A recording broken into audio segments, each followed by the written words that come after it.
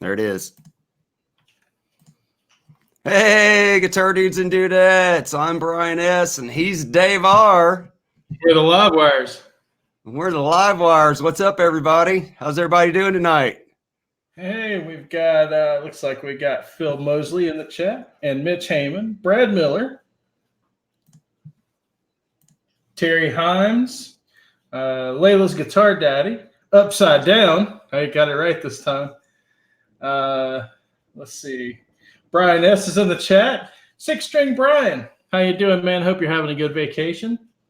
Absolutely. Let's see. You just got home from vacation. Hey, going right. Hey, that's right. Hey, people need a vacation from their vacation, man. This is true. This happened. Janice, how you doing this evening? Janice Lala in the chat, and Denny Allen. How you guys doing tonight?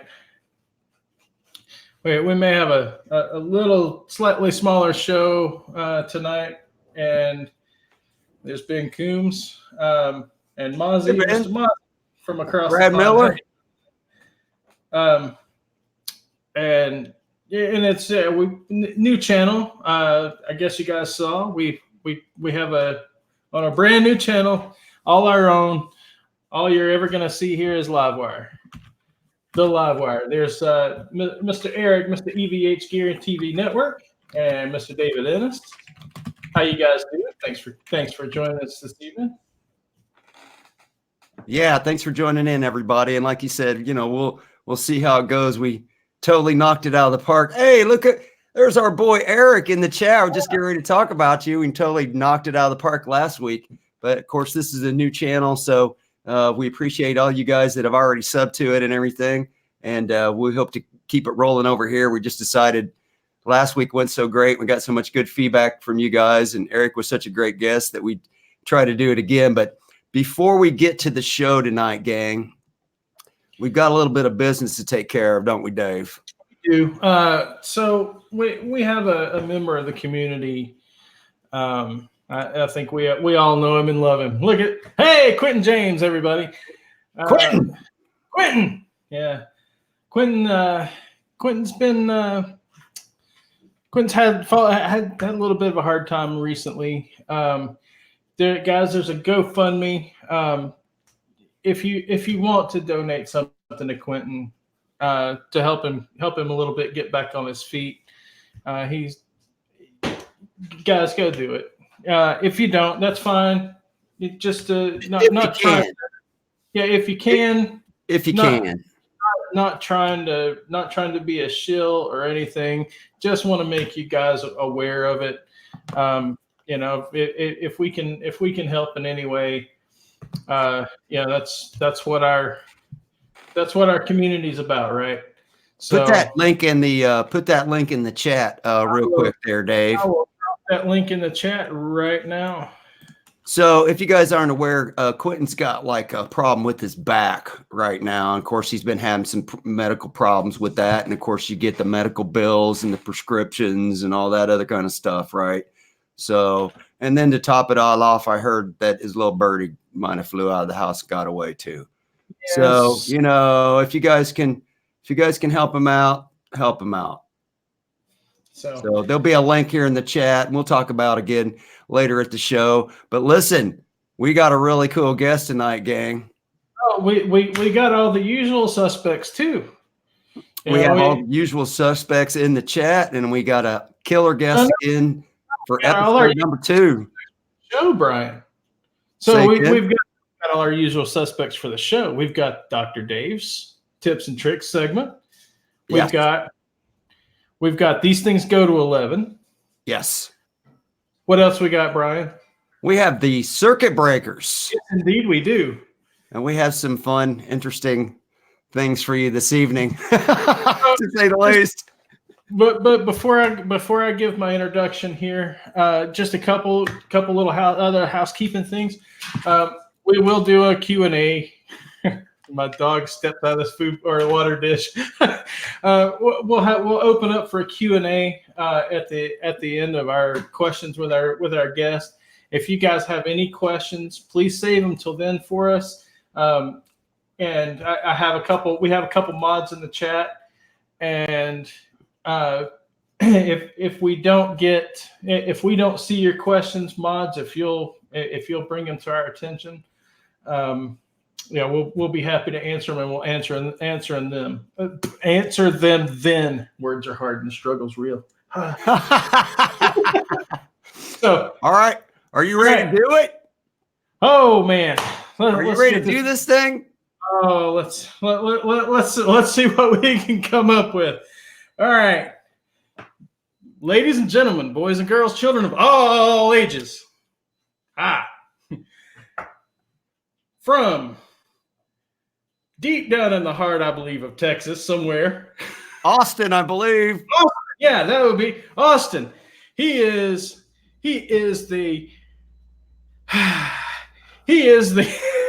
reverb royalty.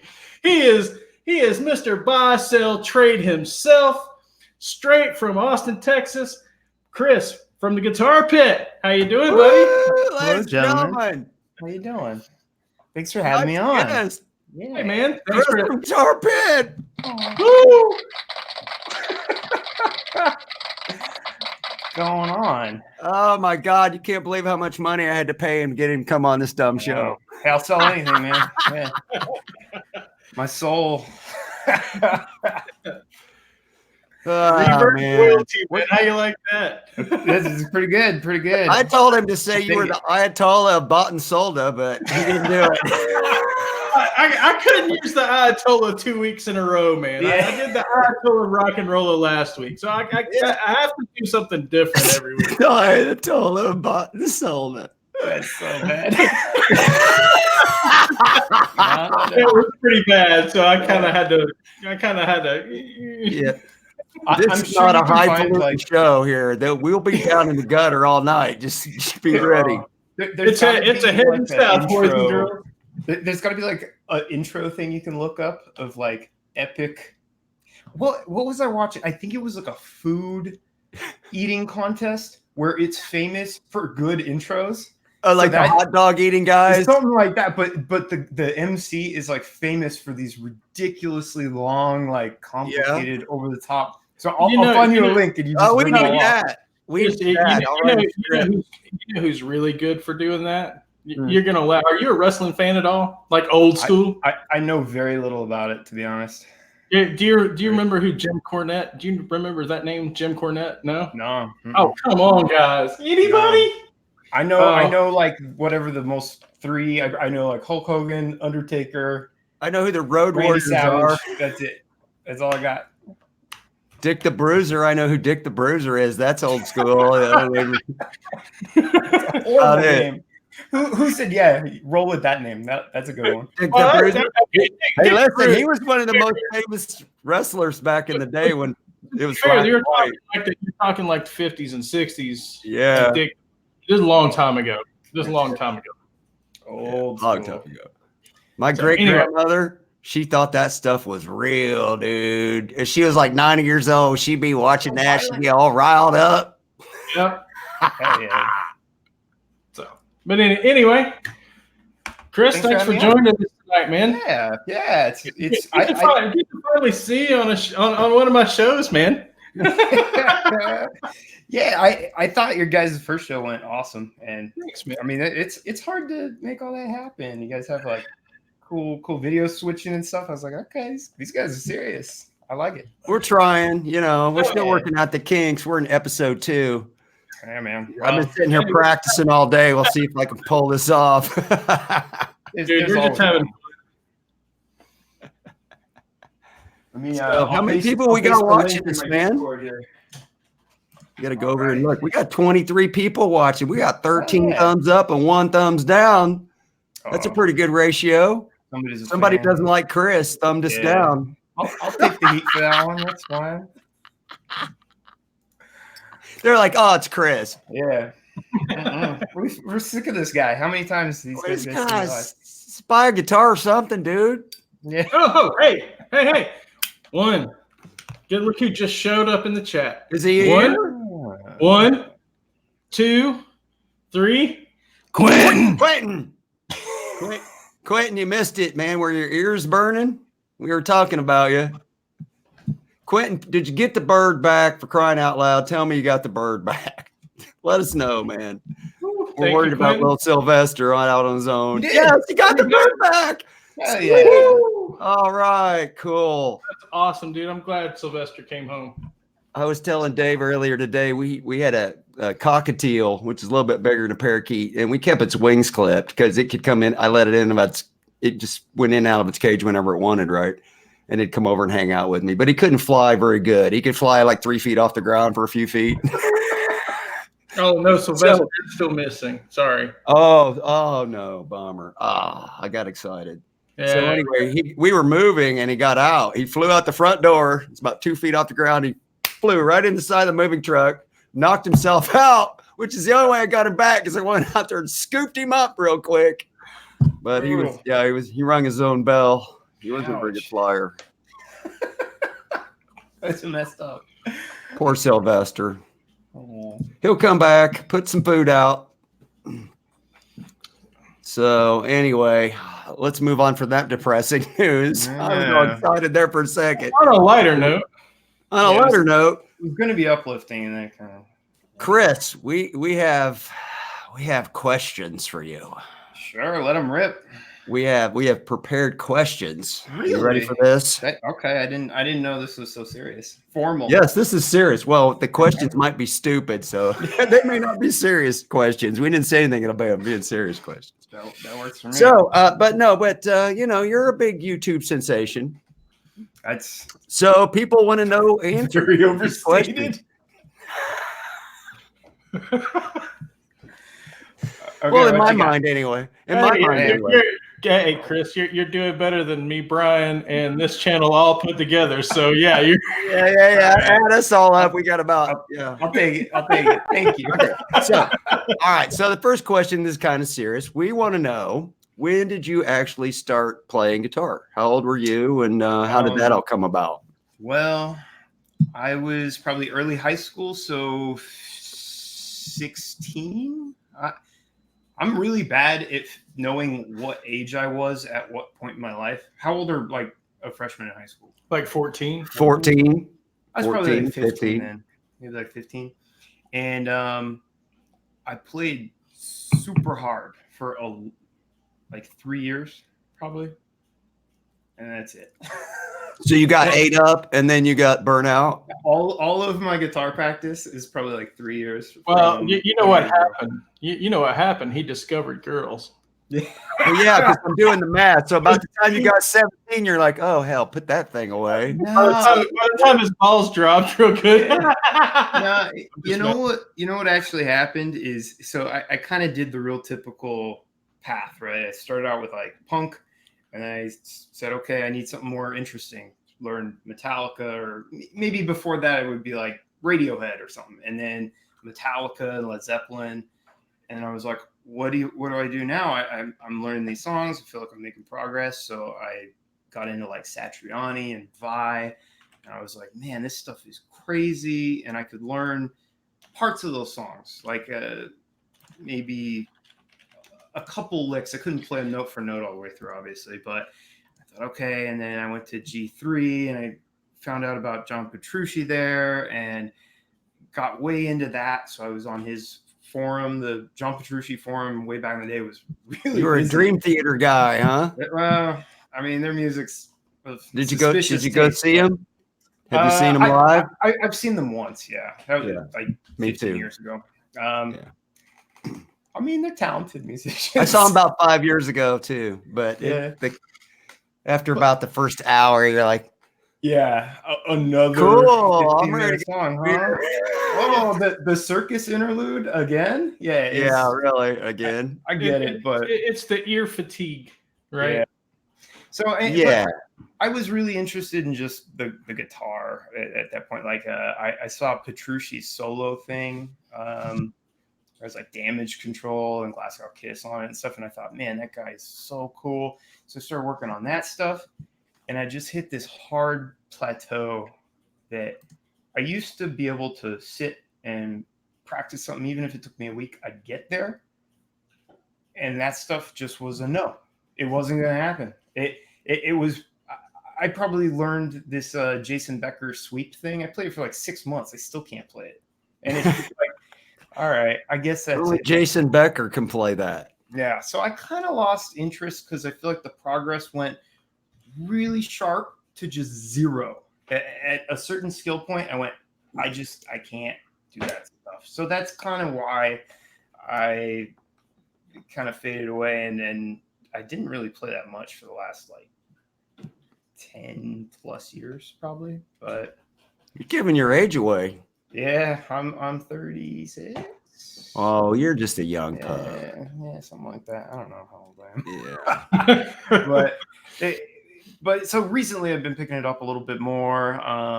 But I would say, yeah, I mean, I've been playing a very long time, but realistically, like trying hard, probably like 5 years total, which is sad. That's not really sad. I mean, that's good. Yeah. Did the folks in your family, were they musical? No, there wasn't really any of that in my family as far as I know. Yeah, pretty much nothing. I think how I know people always ask like, who's the player that got you into it or what? And I don't really have an answer to that, to be honest. I think one of my buddies bought a guitar and I was like, well, Might as well try that, huh? I guess we could learn some like Blink-182 songs or something. And so I just bought one thing and like, I'll mess around with it. But I got super hooked on it pretty much right away. So it's Was your family supportive of you once you picked it up? Yeah, certainly. I mean, I feel terrible because I didn't have headphones or anything. I had like this. You were blowing up the house. Initially, I had a little practice amp, but shortly after that, I had a Carvin SX2000, which is a 2x12 solid state combo amp, and that thing sounds like garbage, but it's plenty loud. And my poor mom probably just listened to me play the same damn things over and over and over all day. So that's how my wife and kids are now. Yep. But no, they were super supportive, and because I initially bought a Yamaha acoustic, and because of course I went to the music store and they were like, "Oh, you gotta start with an acoustic." Oh, right, that's the myth, right? And I hated that thing. It was so of course bad. You did. It was hard as hell to play. I couldn't play anything on it. And then my buddy got a Squire Strat. I played that, and I was like, "Hey, this I could play this. This sounds good. It's easy." And so I went and got a Squire Strat too, and that's when I really started to focus on playing. But yeah, it was like a $120 Yamaha acoustic. Oof. Well, that kind of leads us into the next question for you, Chris. And you may have already answered it. What was the very first guitar that you had, and do you still have it? And I guess you said you started off with an acoustic guitar. Yeah, the acoustic is gone. I have no idea where it is, and I have no sentimental attachment to it. You don't want to track it down. No, it's the opposite. It's like learning guitar. Into this, it's worse than no guitar. It almost soured me on going further at all because I was like, this thing is crap. So and that was a mix of high action. It was, I'm sure, the lowest end one. It wasn't that good. And then the second guitar I had was this, yeah. Oh, the white one. Oh no, this guy right here. It be the white one. Yeah, a Fender Squire. So it doesn't even have strings on it, does it? No So strings. You're not playing that one a lot. The frets are, I mean, no exaggeration, a millimeter. They're worn all the way down, not even in grooves. They're worn flat. So I don't. So the Cali took that one spot. Yeah. So this was the guitar I learned. That was like where I got my start, but I would say my first real guitar was Ibanez JS100. That was where I did 80% of that practice I was just talking about, where I was playing day in, day out, over and over, doing, really progressing. It was a JS100. I swapped those pickups out. and put the Satriani ones in there because that's like the Korean, the JS100 is like the lower end one. So Right. took those pickups out, I think it's a Fred and a PAF Pro, and Did you swap them out yourself? Were you doing your own guitar work then, or no? I was too nervous. That was like the most expensive object I owned, so I took it to the store. Just so you know, I don't know, maybe I've told you this before. The very first video of yours that I ever watched, you were remodeling the white Strat that you have. Yeah. That's how I found your channel. And I was into that kind of stuff because I was watching Phil's Sharpen My Axe videos. So I was shopping around looking for videos of people doing the same kind of thing. And then you had 2 or 3, you had like a series, 2 or 3 of them. And I was like, oh, this guy's cool. Yeah. So, you know, that is my least watched video ever. Yeah, but that's how I found your channel. But I didn't know about Let's Buy a Guitar episodes at that point, right? I found those after the fact. Yeah, that's like buying Back in Black is your first AC/DC album. Then you got to go back in the catalog and get Dirty Deeds and Highway to Hell, right? Fair enough. Yeah, that video, everybody hates that video, so I don't know. I like that video. I know, but nobody watches it. I like the story about the guitar too. I thought it was a good story. That made the video for me. If you guys haven't seen it, go to Chris's channel, which you probably already subbed anyway, and look up. Sort by views. Sort by views. The one with least views. Ascending and go to the bottom of the list. Is that the one you're talking about? Okay. All right, Chris, tell us, do you have any other hobbies or interests outside of playing guitar? Like, do you go surfing or wind sailing or cliff diving or yacht sailing? Motorcycle racing? That's a very pretentious answer, Chris. Yeah, pretentious of you. I like all the normal dork stuff. So I like. You're a video gamer, I know. Computers, video games. I love tech stuff. So what do you play? I play right now, not much. I recently played Sekiro, that From Software game, and I'm a big fan of them, so I played all the Dark Souls and Bloodborne and stuff like that. Really liked Witcher 3. Lately, I've been playing a game called Escape from Tarkov, which is this weird, like, Russian FPS game. Poppy and Bear aren't getting along for a minute. Chris, Dave has a new puppy. He bought like a snow dog, and he lives in Arizona now. Poor thing. You're gonna have to shave it. Give it one of those like poodle haircuts. Show him the snow dog. I'm working. Hey, Bear, chill. Whoa! It's like an actual snow dog. That's what I said. They're both snow dogs. He's got Look 2 at those snow eyes, though. I know he's badass. That's crazy. He's crazy. Tell him his name because he's totally fish. His name is Shadow Bandit. Nice. That's awesome. Give me that. But it's worse than having a child. I have 2 children. This one's Yeah. of course, this one's Yeah, teenagers like, what? You brought another kid into the house? You weren't happy with my work? Everybody knows Bear. Yeah. You know, Bear's the big white husky. You got any pets, Chris? Didn't you get a cat? You got a cat. I've seen cat hanging on guitar pictures. I got 2 cats, and they cover me with fur. It's really bad. I've tried everything. Dude, there's no every one of my videos. I there's no hope. I got 2 of them. They're a year old, so they're big. They're full grown, but they're still kittens in their brain. Yeah. So you'll see them here running up and down the stairs. They like to. They're usually in every video. They have to be in the video. Yeah. And then what else? All right, moving on. No, I got way more hobbies. I'll tell you about them forever. Oh, keep going then. If you got more hobbies, race cars, motorcycles. I like cars. I would like to eventually go to the track or something. I recently learned how to drive stick. I'd never done that. Oh, really? So that's fine. I've been working on that. My last car had paddle shifters. Ooh, paddle shifters are good. I had those, but I wanted to really learn, You wanted to really push wait till you get in a traffic jam and you'll be like, oh, shit, I wish I had paddle shifters. You're immediately neutral. I know all about Austin, Texas traffic. Austin traffic is so bad. You're pushing that clutchy in 5,000 times to go a quarter of a mile. It's horrible. It's horrible. So Your left leg will be bigger than your right leg after about a month. Neutral is so your best friend. It's ghosting. Austin has gotten almost exponentially worse every year as far as the traffic goes. So, like, when I first moved here about 3 years ago, it probably took 25-30 minutes to get downtown. Now it's an hour, and if you leave at rush hour, it's like an hour and a half. So wow.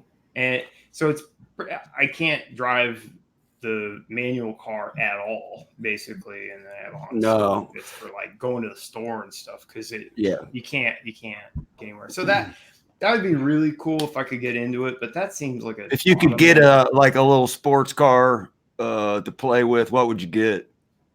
Like a vet, or are you a Cobra guy, or you want a Honda with a tuner pipe on it, or S2000. When I was younger, I really wanted a Lotus, but now that I know more about them, you know what? They're cool looking, but that thing's in the shop every other time you turn around. And then you know what it costs to get that thing fixed, worked on? Just to change the oil is $100. My wife's got a BMW, cost me $100. $100 if you're lucky. and right now, what I learned on, you guys are gonna laugh. I learned stick on a 911. Oh crap! Because I bought a 2001 911. Everybody hates those. They're free. It's less than a Honda Civic. Yeah. Is that what everybody hates a 2000? It's called the 996. Yeah. Okay. Porsche, it's basically a 911. It's a totally 911 shape. It's a totally legit 911. It just doesn't have some of the looks people like, and so it's like the black sheep. Everybody hates it. What? I don't even like the 911. If they would put the performance in the 944, the 944 is the body shape, baby. 911, man. 911. I'm talking like an 80s, 70s, and 80s 911. Because back then we're talking Testarossa. Testarossa got the 911 all day. If we're talking 80s, we're talking Miami. Okay. Fine. But yeah. For what a cheap 911 costs. You can't get a Testarossa for less than $150K. No, and you can get a 996 for like $50. And what was it? The 408. I actually like the 408 better than I like the Testarossa. Yeah. The 428 GTBs and those. You guys remember when the Mazda RX-6 came out? RX-7? No. I'm the RX-7 guy, though. Those are the 7? No, the 7. Well, dude, okay. The Honda Prelude. You remember the Honda Prelude? Yeah. My sister had a Prelude. I mean, all this stuff. I would love to have a real. Toyota's coming back out with the Supra. Yeah. What do you think about that, though? It's a BMW. If it's like my wife's car, it doesn't even have a dipstick. You got to freaking run a computer program to figure out how much oil you got. And isn't that part of the appeal? Ridiculous. That's part of the appeal of having a Toyota, right? Is it's cheap to fix and maintain. It's reliable. I feel like if you buy a BMW that says Toyota on it, it's like, it's like. There it is. That's what I would give it. I'd be like, I don't really care. It looks cool, I guess. I don't know. I know people are all worried about the body shape. I'd like to actually have a real one, but I'd also like to have a real 1971 Plymouth Cuda, and that's never going to happen. So, all right, next question for Chris. Moving on. What made you want to start a YouTube channel and go through all that abuse? I know. It's vicious chat people in here now. So I think I've given this answer somewhere else, but it's true. And I'm a compulsive, I wouldn't say shopper or hoarder. I just want to try stuff. And it could be anything. If I'm shopping for computer chairs, I'll buy 4 of them and try them all out or whatever. Really? I don't know. It's a problem. So guitars are really bad, right? You got now looks like you're sitting in a Recaro racing seat. Yeah, this chair is actually the only reason I like this one is it's got headrest and it's comfortable. Oh yeah, you can take a nap. I have like a steel case and a bunch of other chairs because I had to try them all. You never know. But the Sounds like a problem. guitar thing's really bad because no segment is a horrible pit. So like for example, if I just wanted to only be a semi-hollow 335 guy, you could do that forever. you can't even exhaust just that. And so guitars really got me just because you see one, you go, man, it looks cool. What if it sounds better? What if it plays different? What if this Les Paul is better than this one I already have? And what if I'm missing out on something because that one's $4,000 more than the one I have? It must be spectacular. That's definitely part of it. There's definitely this fear of missing out thing. And the other thing is curiosity. So what would happen is I would go on YouTube. I've always been a big YouTube watcher. So I haven't had cable in like 20 years. And oh man, you don't do TV, huh? No, not really. And so you don't know the ending of Game of Thrones then. I got HBO Go though. Oh, okay. Yeah, I got that in Netflix. And, I guess that's it. Yeah, but I would go on YouTube, and I think the first guitar that I was looking at, it was a Jackson Soloist on I don't know, Guitar Center or something. No, and I thought it's over here. He just got one. You gotta move. It was on last week's show. He just bought one and it's sweet. Oh, that's the winter. What's that called? Winter Storm. Yeah. Ooh, finish. Okay. It's not just white. You can't really tell. It's a maple top. Yeah, it's got some. It's like a trans. It's a trans white. Yeah. Sweet, dude. That was one of my top guitars at Gearfest, Chris. I was like all over that thing because it was on sale. Dave, do you see does it have the kind of weird shaped neck? What do you mean weird shaped neck? I feel like they kind of had shoulders on them and they're real flat. It's kind of flat. Yeah, it's fairly flat. I mean, it looks like paper from here. Yeah, they got a unique neck on them. I think so. Kind of on their own. They are. I've never played a guitar that I thought, man, this is like a soloist. It's its own thing. But yeah, I was looking for a review of a USA Jackson Soloist that wasn't like a brand new one. And I went on YouTube, and there wasn't a damn video, not a single video. And it's because, obviously Jackson's not paying people to make the content, and the videos I could find of it were all from music stores. They wouldn't give me any info, and they would just say, hey, here's a tone demo, and that's it. But because I shop online mostly, and I figure a lot of people do now, I wanted a little more detail than that. So I thought, well, maybe I'll just make these videos because I want like an online shopping experience. Like I understand you want to hear what the guitar sounds like, but when you go to a store and play guitar, there's a lot more that goes into it than just hearing it. You examine, are the frets straight? How do the tuners work? What's the bridge do? What's this weird new hardware I've never seen? You want to go through it. What's this feel like in my hand? Yeah. Did I just do that live on YouTube? I gotta get to that, man. That's it. You're done. I'm gonna have to edit that out later. Sorry. Permanent. So damn it. I guess it was. I felt like people weren't reviewing stuff I was interested in, and also when they weren't putting the amount of detail into their video that I wanted to see. Especially if you're gonna buy like a $1,500 guitar online, I want to see it up close. Sure. And because of that, that's why I started the channel. So I bought the first guitar I reviewed was a ML3 Bia Chapman guitar, and a lot of people were asking about it.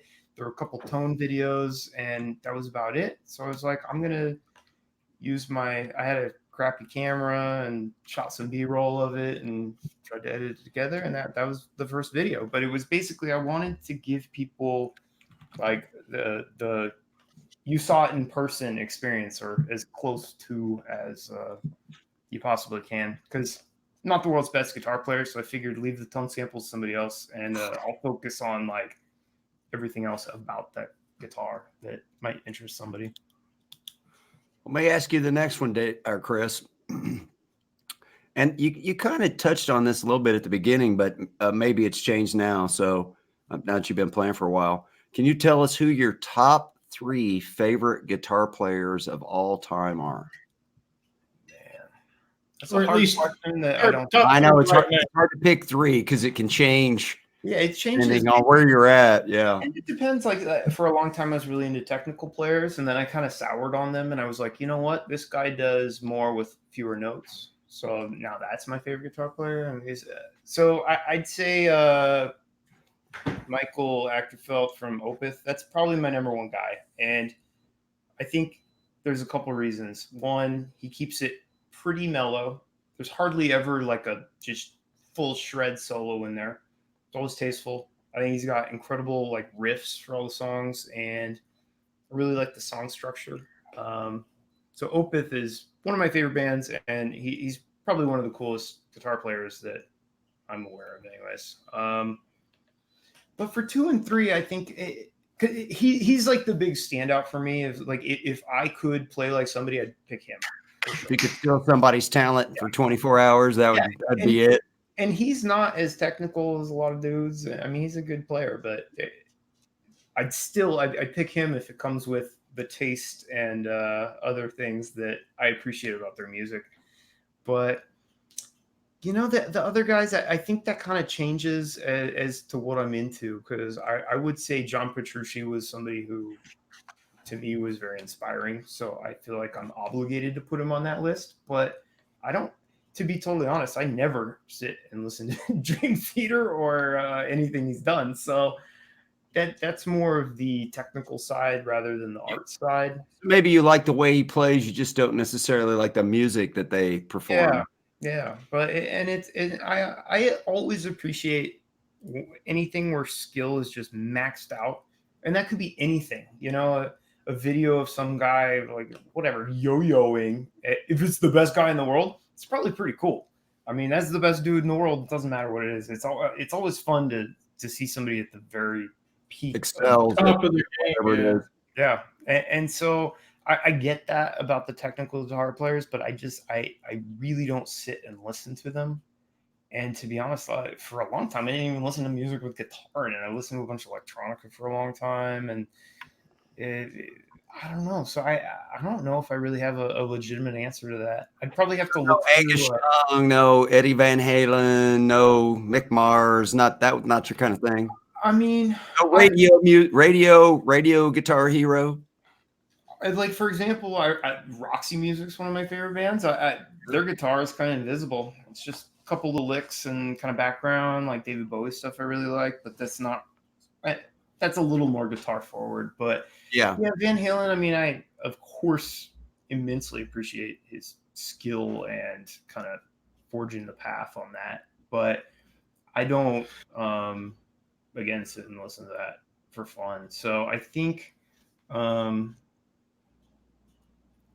I mean, if I'm totally honest, I really liked Kirk Hammett when I was a kid, and I really liked Jimmy Page as a kid. Those were the two like guitar heroes. Who doesn't like Jimmy Page, right? Yeah, and I guess Jimi Hendrix, of course. I mean, he's killer. But right now, for example, I would pick Greg Cope or Cock. Oh yeah, Greg Cope. Awesome. Yeah. I got to see him at Sweetwater's Gear Fest, dude. He was tearing it up with his telly. Beast. That dude is a beast.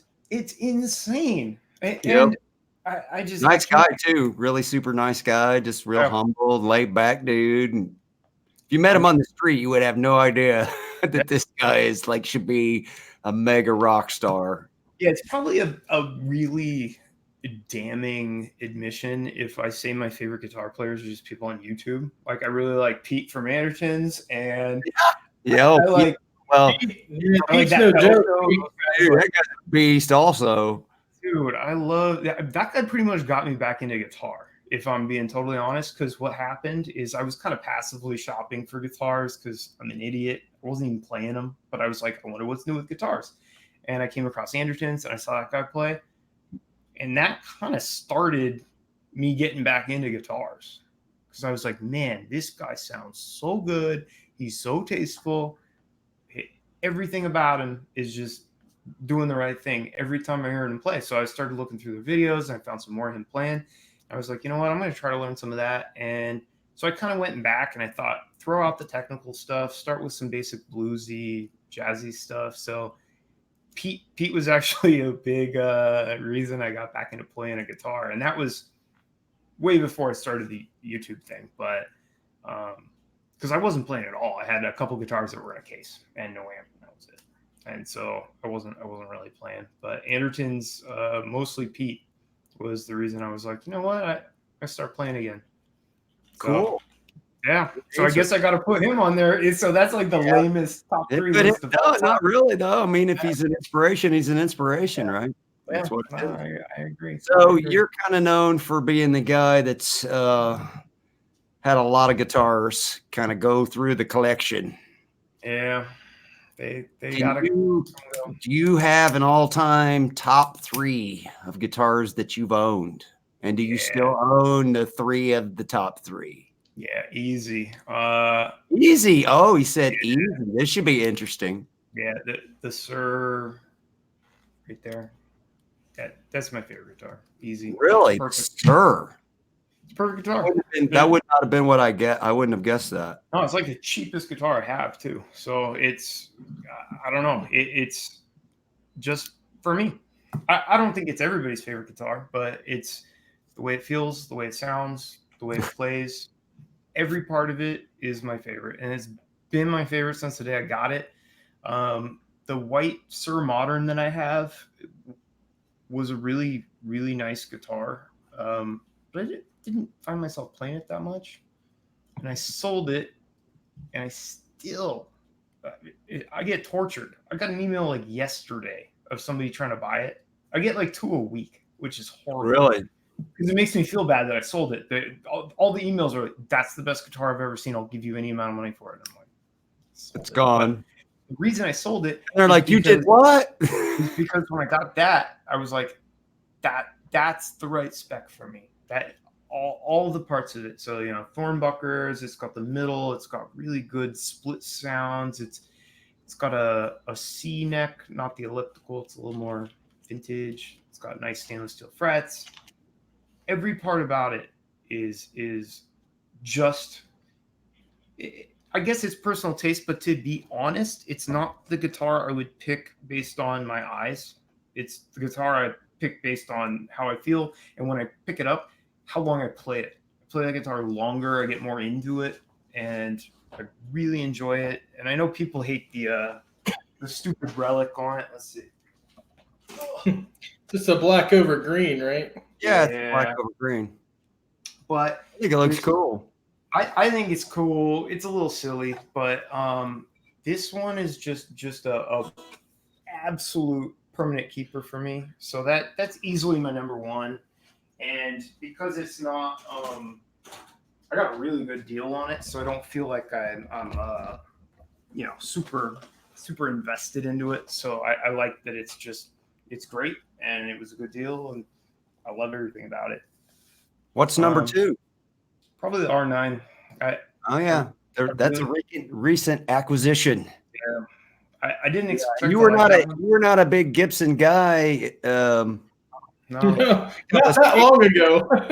Yeah, not that long ago. I still don't like them. 8 weeks ago, you were not a Gibson guy, and now all of a sudden you went from 0 to 100.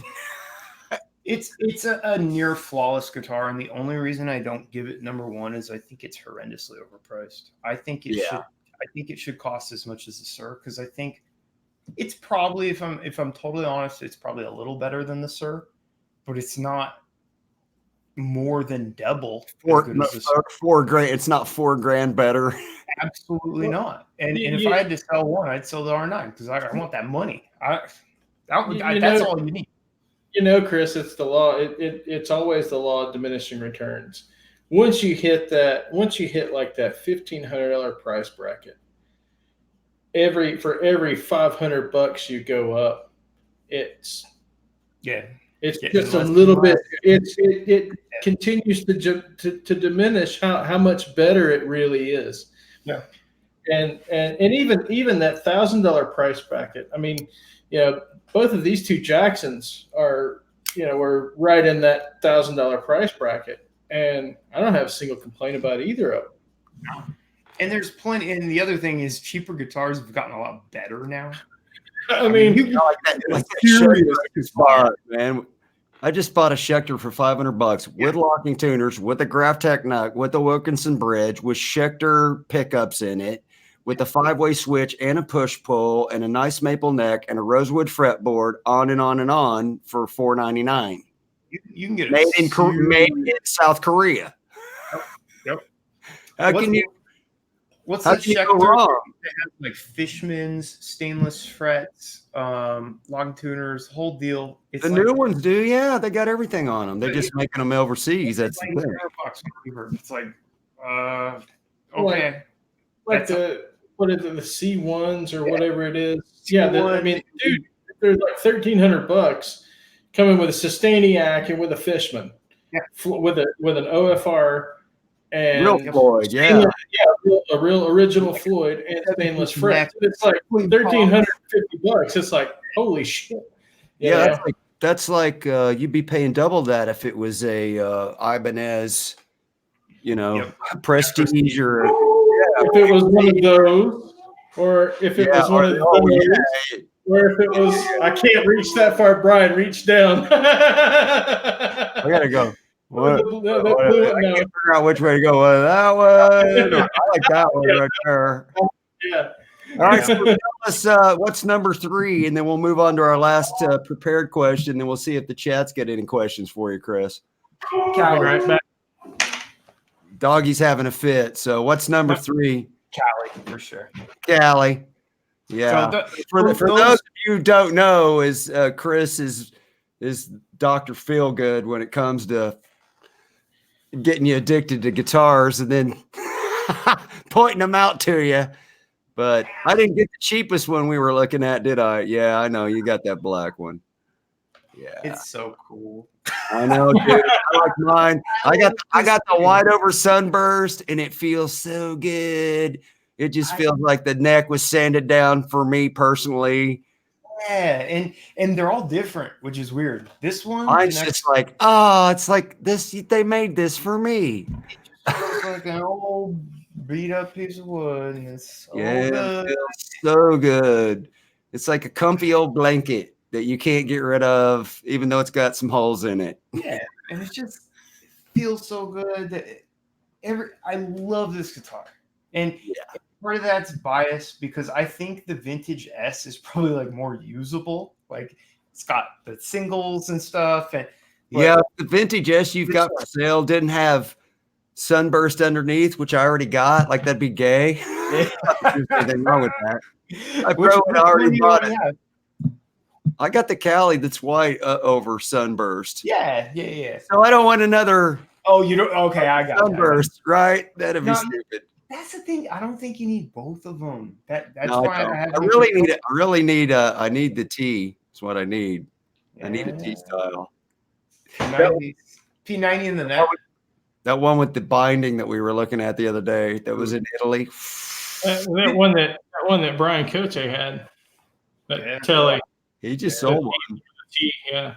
That I really like that. I mean, Vintage T got me into Friedman's because that was what I happened to get a deal on the first time. But this body shape, though, this one's for me, and I feel the T's have a different neck though than the Vintage S and the Calis, don't they? Do they? Is that right? I mean, that's what I've heard, but I don't know. Mine's supposed to have a Vintage T neck on it because it's hardtail. Oh, that's right. But you don't have tuners and all that good stuff, do you? Because you got a hardtail. No. Regular tuners. You got a unicorn Cali. Yeah, but this one, like, if I feel this is supposed to have a different neck. That's the one that's for sale, by the way. If you want to pick up one? a guitar, that one right there. It don't have a Floyd, man. It doesn't fit my hands. This one. Sorry, rules.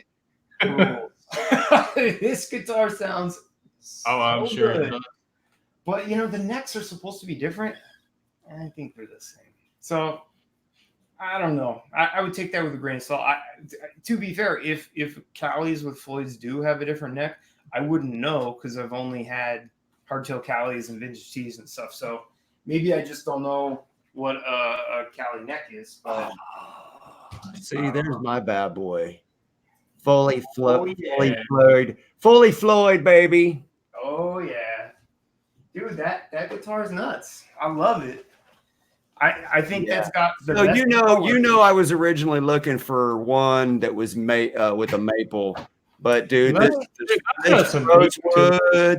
this piece of rosewood on here is so. It's like, I don't even know if it is such a thing. It's like flamed rosewood, dude. It's got so much figuring, and I can bang this thing off the desk and not even care. I'm like, oh, cool. I put like a new chunk out of it. It doesn't matter at all. That I know that people don't all love relics, but there's something really nice about. I thought it was the dumbest thing ever when I first saw them, and now that I have one, I'm like, it's my number one. It immediately went to number one. It makes such a big difference. I don't know if it's a mix of like stress or whatever, but I know I was terrified of my PRS and my Sir freaking out a lot. That my SE, my CE, I'm still terrified to scratch it because it instantly would drop the value $300-400 right here. That's $400.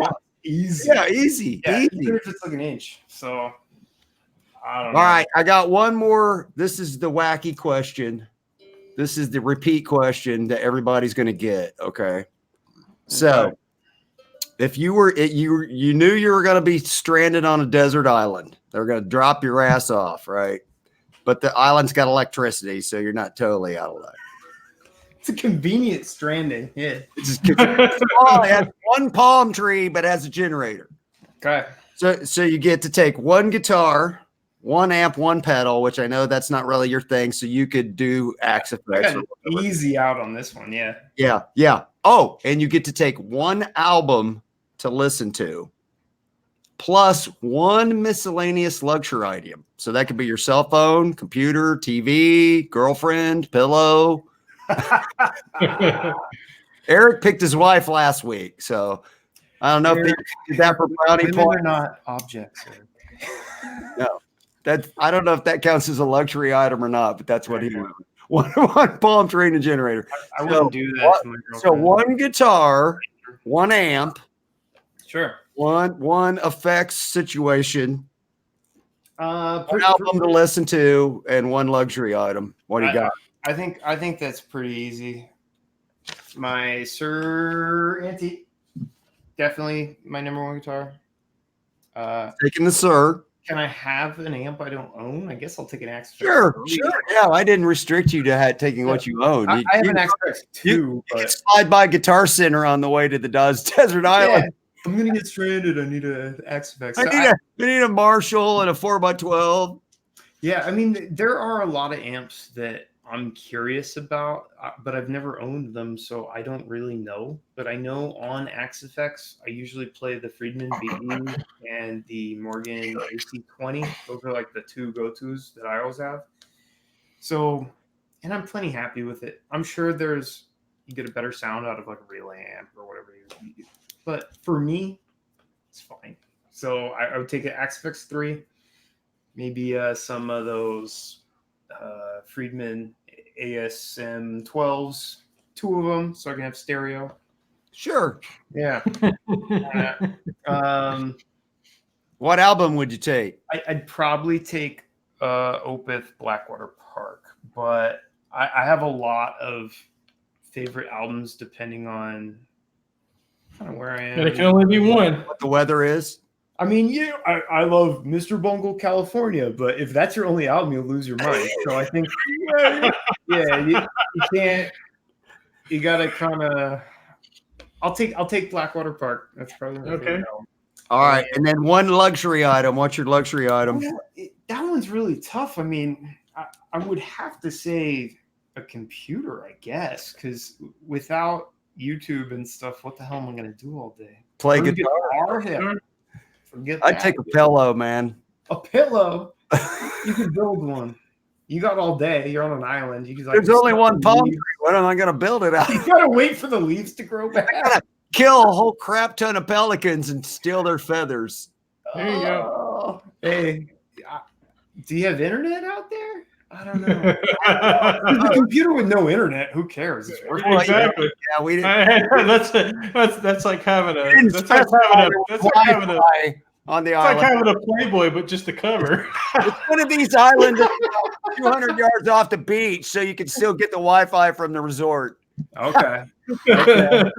If that's the case, I would take something to watch YouTube on for sure. All right. You know what, gang? With YouTube. It's my thing. It is time for, ladies and gentlemen, moving on, since we've been going 55 minutes already and we're just past the first segment. We gotta get rolling here, bro. So, Dr. Dave, are you ready? Ready. It is time for, ladies and gentlemen, Dr. Dave's tips and tricks. And tonight we're gonna get a lesson on the Floyd Rose, ladies and gentlemen. And by the way, if you got any questions for Chris, if we didn't already cover everything, tag that's a shower made. Tag me, since Dave's a little busy right now, and we'll squeeze him in, right? That's a shower-made Floyd that you have a picture of. That's not. Oh, okay, that's the better time on short notice. So just roll with it and pretend like it's supposed to be what it's supposed to be. All good. It's all good. All right. So a lot of people don't. See, these is picky freaking co-host. Yeah.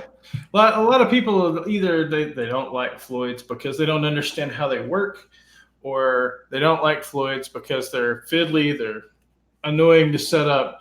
Usually, though, once you get them set up, guys, they're pretty rock solid. And tuning is, you don't have to. At least you don't have to a lot. And yeah, okay, there's a little bit of diminishing return on a Floyd where you don't have quite as much sustain. Whatever. Just remember, guys, sustain is always subtractive. There's never additive to sustain. It is always subtractive. Keep that in mind. You'll cut through a lot of marketing crap, and we'll go from there. Okay.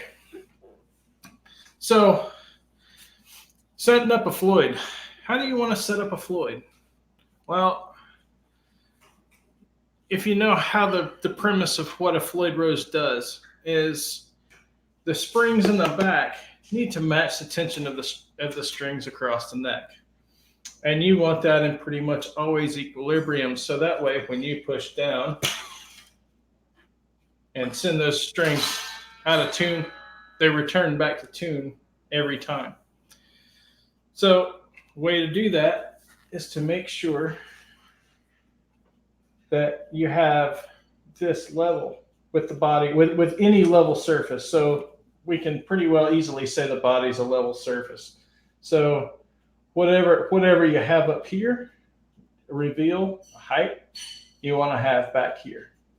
So the more level you make it, the better it's going to come back in tune when you push down on it, pull up on it, whatever. I messed that up on my Ibanez and people yelled at me. It's not, I'm not saying that you can't get it to work if you float it a little higher or float it a little lower.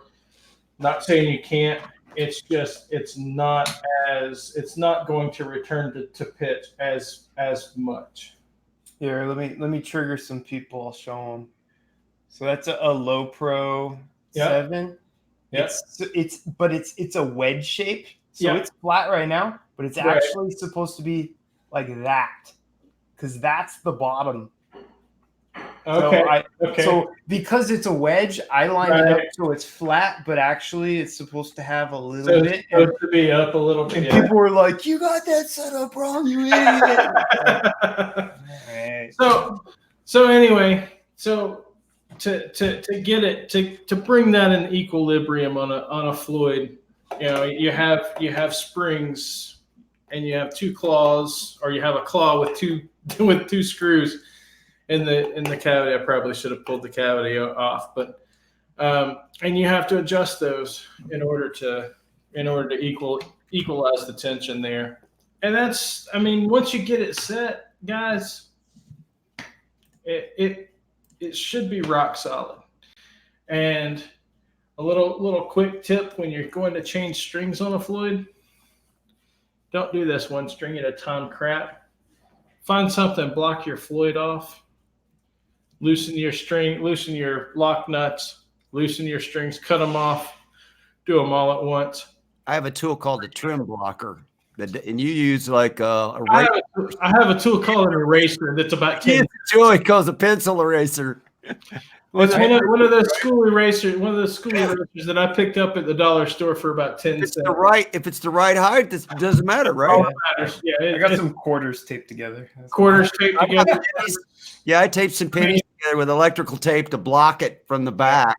But the trim blocker tool works. Whatever. Just make sure you lock that. I've seen guys use business cards or a magazine folded up or whatever it takes. Whatever does it, right? Yep. Yeah. Brad Miller uses the eraser, so he does the same thing I do. So yeah, I mean, and don't worry about trying to do that one string at a time BS. That's a crock. Just block your Floyd and have at it. Another little trick: make sure you stretch the bejesus out of your strings once you get them on. Stretch with the Floyd. Stretch them. Do you do the stretch like pull it up, or do you do the stretch like Tone? I do both. Get a rag and pinch it between his fingers and go up and down the string. I do. Because I broke a string doing the pull up, but I've never broke one doing the pinch slide. Either way, I've broke them doing both. Have you? Just putting too much pressure on them. It's usually the high E string you break, right? You're like, whole freaking pack of strings, and now I'm gonna open another one just to get an E string. An expensive set of strings. You're like, you could go to Sam Ash though, because they have like you can go, hey man, I need a E string, and they'll go dig one out of an old pack. I mean, they got like a. You can do the same thing at Guitar Center. They'll actually sell you Ernie Ball, one string, whatever gauge you please. All high E strings. Yeah. But the nice thing about a Floyd, you don't have to worry about that because you're clipping the ball end off anyway. Yeah, right. So you can just start over if you left enough. As long as you leave enough on the other end, you leave enough. Yeah, they're a pain, but once you get them dialed in, man, they're nice. I like it. I haven't tuned my Ibanez Universe for probably a year. Well, and that's the other thing. That's the other thing. And that was the other thing I was getting to is you don't have to tune it normally you don't have to tune it every time you pick it up. This guitar, I have to micro tune mine, but it's like tiny little, just you ready for a test? That's because it's been humid. Okay, this is at least 8 months. It's pretty close, man. Good right there. It's pretty close, man. Yeah, good enough. Strings are broken. Good enough for rock and roll, man. Because it's locked. It's locked. You're just fighting neck movement at that point, and that guitar is a beast. So and the nice thing about those Jacksons is they have carbon fiber rods in the necks already, so they're not going to move very much. You have to like throw them out in the snow or something, or they're not going. Yeah, exactly. Do something extreme to them. Yeah. So, but that's pretty much it on a Floyd Rose. I mean. Make sure your attention's equal. Don't go check now when you get it set up. If you want to change strings, if you want to change string gauge, you're gonna have to set it up again, and it's pain. Yeah. If you want to change tuning, my Cali came with 10s, and I immediately put my favorite NYXL 9-42s on it, and now my bridge. I need to set it up. It didn't knock it out enough that I've been wanting to mess with it. I've just been playing. And Lars makes a good point. Pick one gauge and one brand, and stick with that for your Floyds. And that's a good tip, Lars. Thank you. Hadn't gotten around to that yet. If you're big on changing tuning all the time, don't buy Floyd. Get a different guitar. Exactly. Yeah. Don't buy Floyd because I have guitars in different tuning for that very reason. Yeah, because you can't do the like. My Cali is one step like- down. you can do a detuna on a Floyd, and you can get that instant drop D. But Yeah, but you can't get the whole down tune instantly. Yeah, that's a whole setup again. Yeah, it gets all out of whack. Not with a detuna. Yeah. With a detuna, you'll have to make some micro adjustments, but on the tuning. But yeah, you can get a detuna for drop D, and it's just pulling it out and putting it in drop it. I mean, it's really simple. Yeah, but I'm talking about tuning down a full step, which is where whatever tuning you set it up in, that's what tuning it stays in. Yeah, you're not switching back and forth, right? Yeah. No. Yeah. So all right, ready to move on there, Dr. Dave? Got I'm good, man. tonight? I'm good. All right, so guys, we're going to move on to our next segment. This one's called These Go to 11. And tonight we're going to talk about something new that I recently got. And Chris, Oh, yeah. Hell yeah. kind of involved with the purchase of this. So as we already talked about, Chris is an Axe Effects guy. And Helix. we kind of chat back and forth quite a bit on the various topics of the substitutions for having an amp and a bunch of pedals that after a while end up costing you a bloody fortune. Good. I wanted to pick your brain about this. It's perfect topic. Oh, well, pick the brain. So what do you think so far? Because you've had quite a few very decent tube amps, so it's not like you've gone from a practice amp. So in October, it will be my 2-year anniversary of trying to learn how to play the guitar. Okay. I'm impressed. October. Oh, yeah. So the first thing that I had was a PV Classic 20 combo. Mm-hmm. It had somebody had taken the original PV speaker out and put like an Eminence speaker in it. It didn't sound too bad, but it was to get the crunch, you had to turn it up too loud. Yeah. So then I went from that to a Katana 50, which was kind of cool. That was my first kind of Katana's a gateway drug because you start thinking, hey, I can have everything in here. Mm-hmm. Yeah, and it had the blues driver built in and the blue channel, the brown channel, the blue channel. They had the brown channel, and you just crank it on brown channel and just crank the gain, and you're good. And you can switch, and you have all these effects. Yeah, you got everything. Yeah, mind blown. That's where it goes downhill. You get those. But then I was like, you know what though? See, to be real, you got to have tubes in your amp. Yeah. Right. You got to have tubes in your amp. So then I found this really well-priced Hughes and Kettner Tube Meister 36. Yeah. With the power soak that goes all the way down to 1 watt. And I got a 2x12 orange cabinet with vintage 30s in it used. And I was still blowing the house up with that. But it was cool. But, you need pedals. You got to have some pedals, right? You can drop a lot of money on pedals. That's a dangerous hobby. Cali on pedals. That's a deep rabbit hole right there. Easy. And that's kind of what I was doing. I was burning through these pedals, trying different stuff, right? And so, long story short, what happened is I went to NAMM, Summer NAMM, and I'm hanging out with Brian Cote and Guitar Hack, and we find our way into the little Line 6 booth. And they've got the Helix there, and they got the Variax guitar there, and they've got the power cab there, which I also got. Mm-hmm. Hack picks it up and starts playing through this thing, and Cote's got a Helix floor, so he already knows how to run it. So he's going through all the, and I just sat there on like a stool, and I'm just like listening, and I'm like, yeah, I'm stupid for buying all these amps, going through all these amps and going through all these pedals. So here's what the thing has. The one I have has 62 amps, 37 cabinets, 16 microphones, 104 effects, and 2 expression pedals. It has one built in and a line for another one if you want it. So, and I got the LT model, which is $500 less than the floor.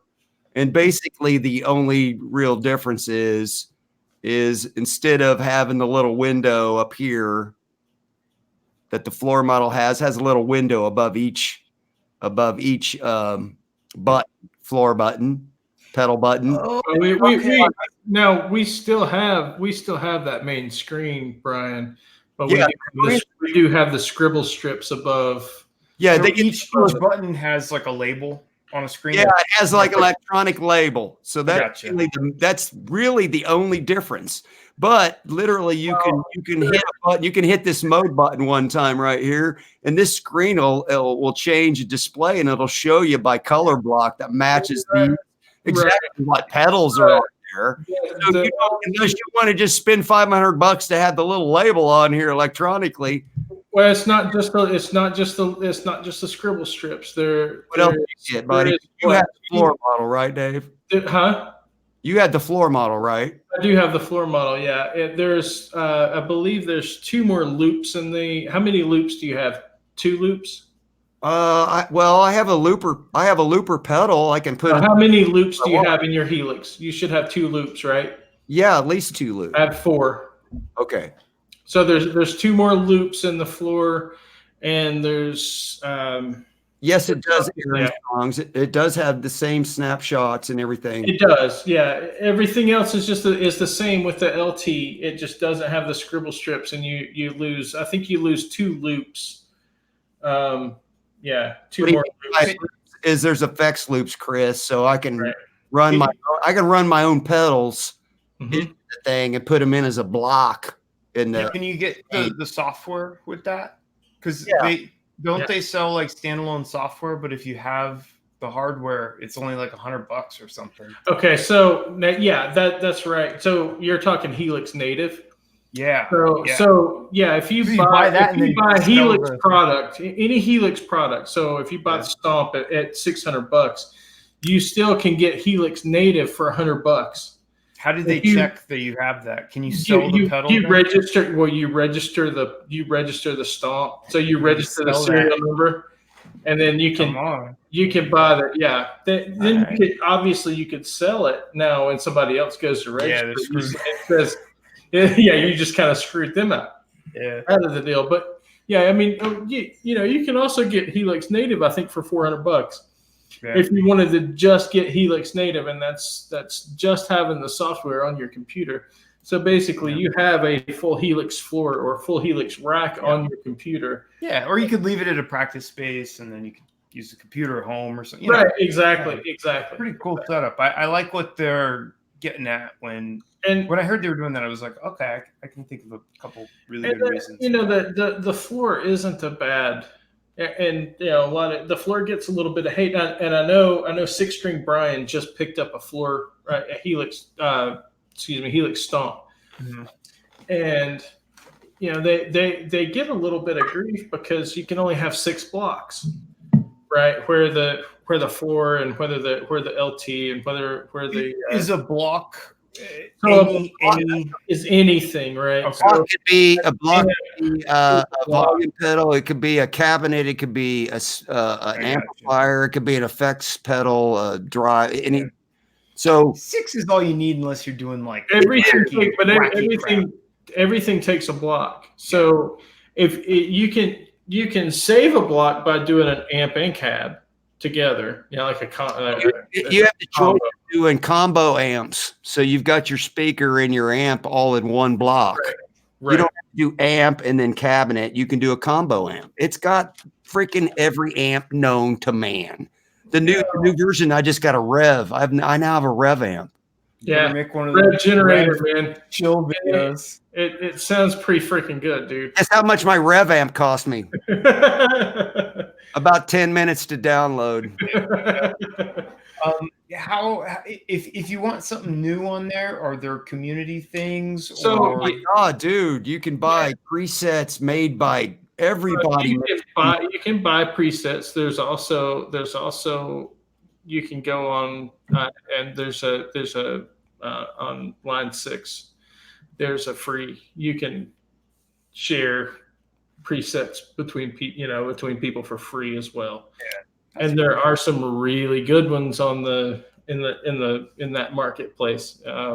I forget what it's called now. See, Brad Miller says he's got the HX Stomp, and he has absolutely no problems with just 6 blocks. I Exactly. can't imagine you would. I mean, most of the factory presets that the ones that I'm enjoying don't have more than that. And if they do, that's because they got a looper or they got a volume pedal, which you don't really, you can, if you don't want the looper or the volume pedal, you just drop them out. Yep. You don't need them. I hardly use 6 on Axe Effects, even though I think it can do a billion, but I don't. Yeah. So what do you need? You need a pedal, drive, distortion, whatever you're going to do. You got to have an amp. You got to have a cab or a combo. You need maybe a delay, or maybe you want a reverb. Okay. And then you got what? If you want something funky, you get a phaser or tremolo. I mean, what a wall pedal? What more do you need? I can tell you. So most of the patches that I make, you don't even need a drive pedal. Yeah, you just crunch up the amps themselves are killer. Yeah, the amps themselves are great. The amp model. It's called the Marshall 2204. 2204, which is a JCM 800. Yeah, dude, that thing is sick. And you can go in and you can change the microphone. You can change the kind of where there's so many little nuances you can change, and it completely changes the sound. You can change your cabinet, whatever. So if you did an amp and a cab, so we're just gonna say for fun, you do an amp and for a stomp, amp and a cab. So that's two blocks. And then you can change your cab to whatever speakers you want, or whatever microphone you want it mic'd with. Okay, so you got that.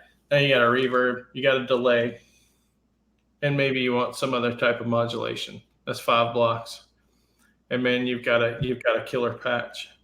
Yeah, and then if you want to go, you can have however many, unlimited amount of those that you can just set up on your board. If you're it's pretty slick. You know what? I was kind of like, oh man, I'm gonna have to learn how to program. And really, to make your own preset, you just copy one that you already like over to your own factory. And then you drop out the crap you don't want, put in the stuff you do want. Like if you want to change the pedal from some kind of wacky distortion to just like a tube screamer.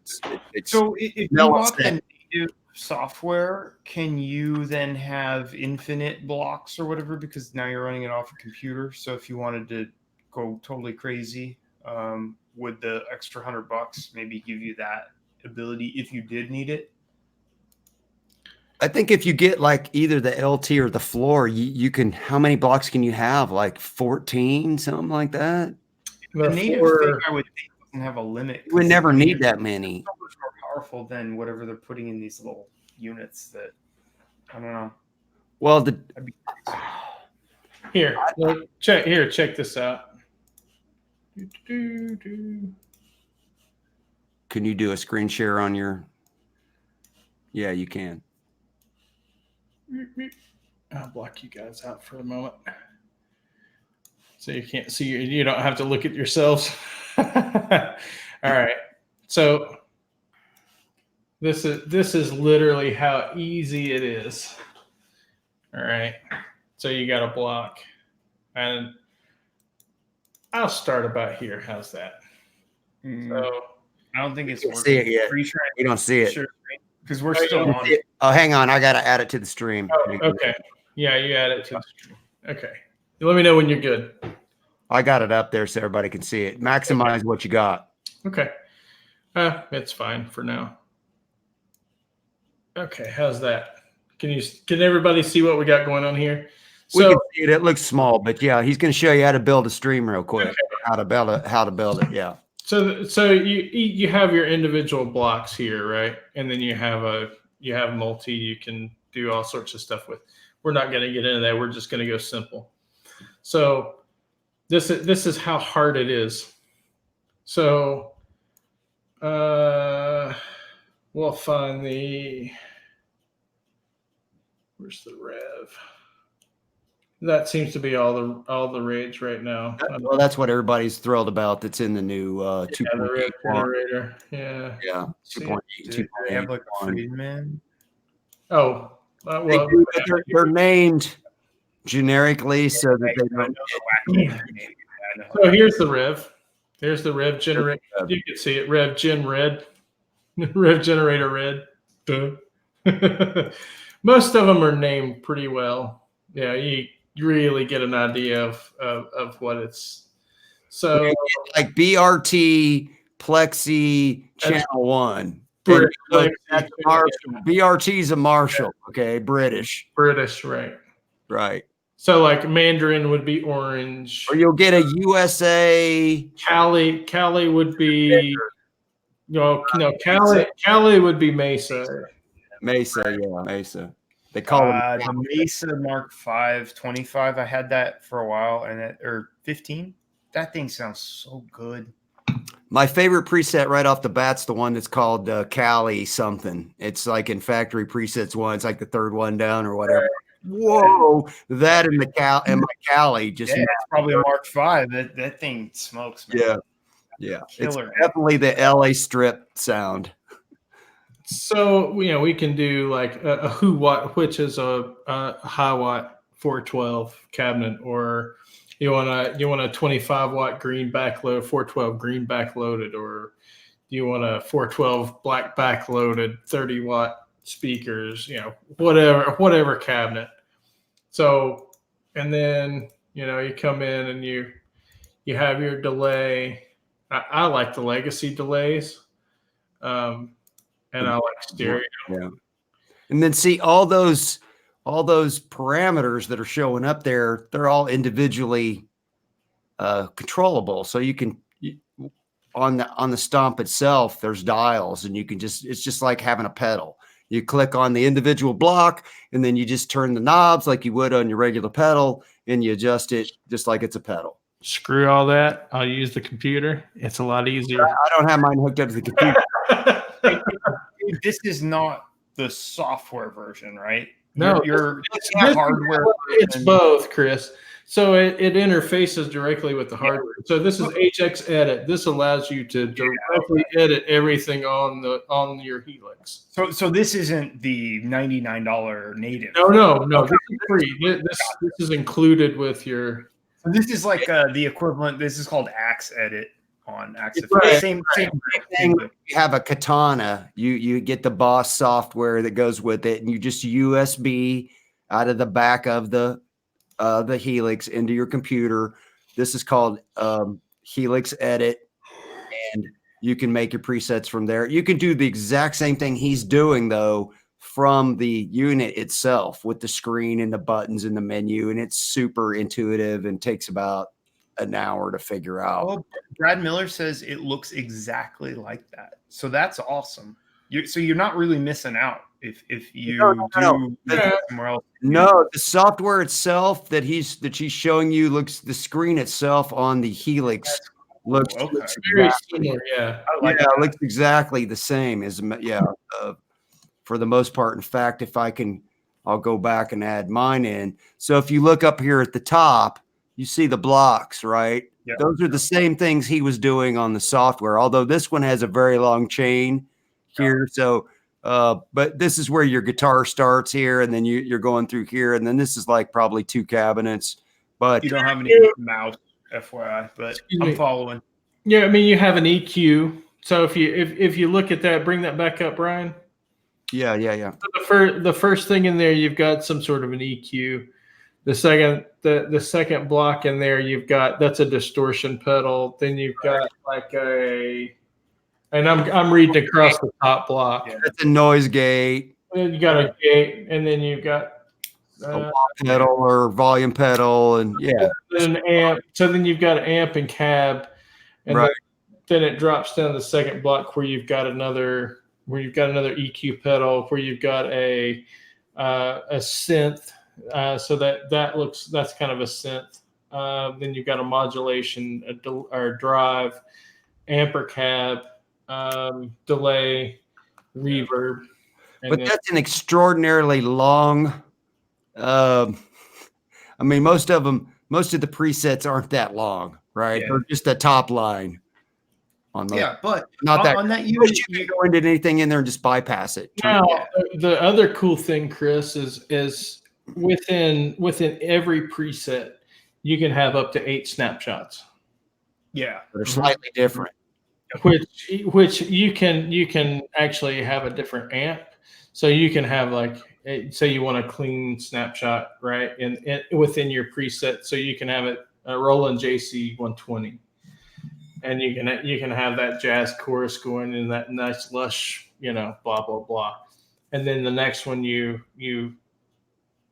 into a mild gain amp, and then the next snapshot you have the higher gain, then you go into a lead solo kind of into your third snapshot, and then whatever. Yeah, that kind of emulates if you were playing live with absolutely a set.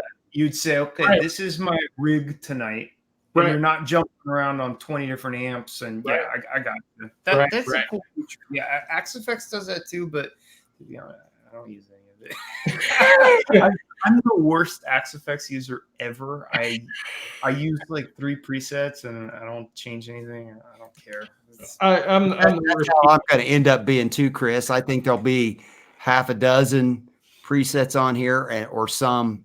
Yeah, but that beauty I or download the specific things, and those would be the ones I use. But here's the whole value, to me anyways, and I suspect for you as well, is once in a while I get this itch and I think, man, what if I had an old Vox? We'll try one. And then you go, I don't want that. Just save $2,000. Great. Yeah, I got more money for guitars now. That's how I'm looking for it. And I get that itch a lot. I sold my amp, and I sold some pedals, and I sold my cabinet, paid for, and my power cab has, besides being an FR, you can turn that off, and it has 6 different speakers in it it's speaker emulation. So it's got a vintage, a cream back, it's got 6 different speakers in it. So I can take the speaker block out of my LT, right? Just drop the speaker out and the cabinet out, and then use the emulation built into the power cab that goes with it. It's slick, man. It's slick. Okay, I get you. It's pretty slick, man. How all that works together. I know people crap on that stuff all the time, but for me, it's one, saves me an incredible amount of money. 2, let me experience a lot of things that not saving me time, because I'm not watching a whole lot of pedal video. No, I threw all those out. I don't care. I'll be honest with you. I haven't watched a pedal demo, and I couldn't tell you how long. Don't care. I already got it. People always ask me why I don't do pedals, and I'm like, who cares? Man? Why? They're fine. Yeah, I mean, if that's dude, I've got a pedal board. I've got a pedal board in there that's full of pedals. Remember that thing? Yeah, it is full of pedals. I've got all my pedals. Paid for that Schecter guitar. I got a guitar. I sold all my pedals. Got a guitar out of the deal. I've got well in excess of. I don't even want to tell you how much. Yeah.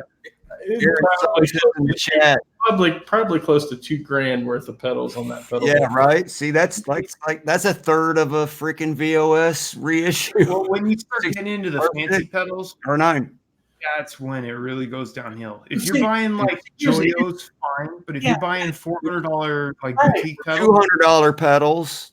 Well, that's the thing, and with pedals, it's that put the frog in the pot, and then it gradually turn the heat up, but because you're going one at a time, and this and that, and it's like, okay, you don't realize how much you spent until you get to the end and you look at this wonderful, beautiful pedal board, and it's like holy shit, I just spent. I could have had a stir if I didn't buy all these pedals. I even bought like a pedal board, and even that's $100. And I was like, I can't get rid of that. I've got that rock board Cinco, and if you're familiar with the rock board stuff, it's the big pedal board. It's not the little pedal board. It's not the media. It's the big mofo. And it was probably like $200. Yeah, I mean, yeah. And that it starts adding up, and then you cover it with little boxes that are $200 to $300, and all of a sudden you're like, all of a sudden you're $2,000 in, and it's like, holy shit. Yeah. And none of us play in a band. It's not like we're leaving our house with this thing, right? Yeah, and then you've got the power supply, which is another 180 bucks or 60 bucks. I have a one spot CS. And then it's like next week a new pedal's going to come out, and you're like, oh man, that one's better. That one might be better than the one I already have. Man, you got version 1. Really like one distortion I have, but that one sounds this much better. And that was the trap I fell into. I don't sound this much better. It's going to be a problem. That was the trap I fell into.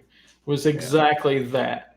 Yep. And I, at some point, I just had to say, okay, that's it. Yep.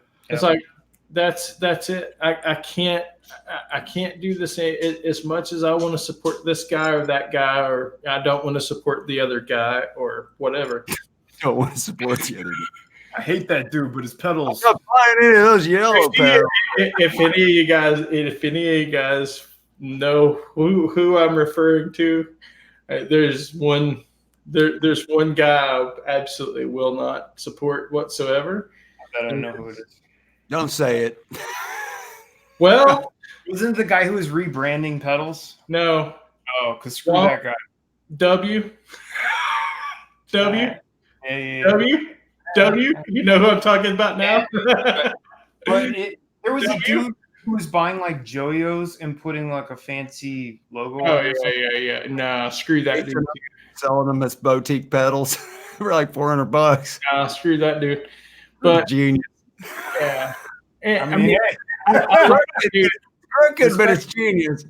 Yeah. I think Josh at JHS. I think the guy he's that guy's cool, man. Like Josh, Robert Keeley. Love what Robert does. Lawrence Petros, again, super great guy, and love what he can't build bad pedals against his religion. You know, so as far as big boutique builders, there's one glaring one that I completely left off, and that's the one I refuse to support. I won't even say his name. That started with W. All those pedal brands started with W. So I'm not even giving him the time of day. I think Jackass and I think total. I have 3 real pedals. That's it. The rest are crap. Like I have and one of them pedal of all time. Does that count? Boom. Hey, there you go. Yeah. I had one of those and sold it. But I have a Polytune, an EP booster, a Ditto. This guy, which is actually very good. This is a Horizon. I don't even need the Ditto because I got looper built into my Helix. Yep. Well, I mean, that's too, but no, or 2 or 3 of them if I want. I could have 3 loopers. The problem with the Helix looper is in stereo it's only 30 seconds worth of a loop. In mono it's only 60 seconds worth of a loop. So, which I mean, it's not bad, but with a Ditto you have like 15 minutes. You could go like days, yeah. Yeah. So just something to keep in mind. Whoa! Look at that monster. What's that? Century of Progress. Century of Progress. Phil McKnight did a review on this. Okay. It's a cool pedal. It does every kind of distortion there is, basically. So it's very complicated, but you can dial in all sorts of cool stuff. But the only reason I have this is my buddy built this. So that's cool. If I were you, Brad Miller, if you're into pedals, I would get that 68 Deluxe with the boost for $160. That's a friggin' steal. I'm looking at the chat here. Brad says there's a sweet LPD, the 68 Deluxe, which is probably his #1 pedal. That's got a good price on it. Yeah. I would get that if that's dude, Gary. That's awesome. Sorry, I had that's a swinging price on that. So. Oh, you know what? Hey, you ready to move on here, buddy? We got circuit breakers. We're at 1 hour and 35. We forgot something, Brian. We forgot to open up the chat for questions for. Oh, we did that, but nobody asked any, so we can always go back there and say. I didn't see that. We have a question for the guest before we move on to our last segment, or either of us. or any of it. Yeah. So tag us, tag me or Dave or tag Chris, and we'll see. Gary, that's awesome, dude. That's awesome. I'm glad your customer loved that Les Paul, man. That's great. And like I said, man, something sitting around in a case that long gets a free pass, brother. Yeah, and before we move on, let's mention one more time, gang. So our good buddy Quentin James is having a little bit of health issues right now, a little bit down in the dumps, and we're trying to help our buddy out. So we'll put a link. Go ahead and put that link in there again. Already done. Right on, bro. So you ready to you ready to do this, man? All right. Well, it's a long-awaited, always anticipated, never duplicated circuit breakers. This is where the show kind of goes sideways, Chris. So buckle up. We go a little bit off the rails on this one, man. Okay.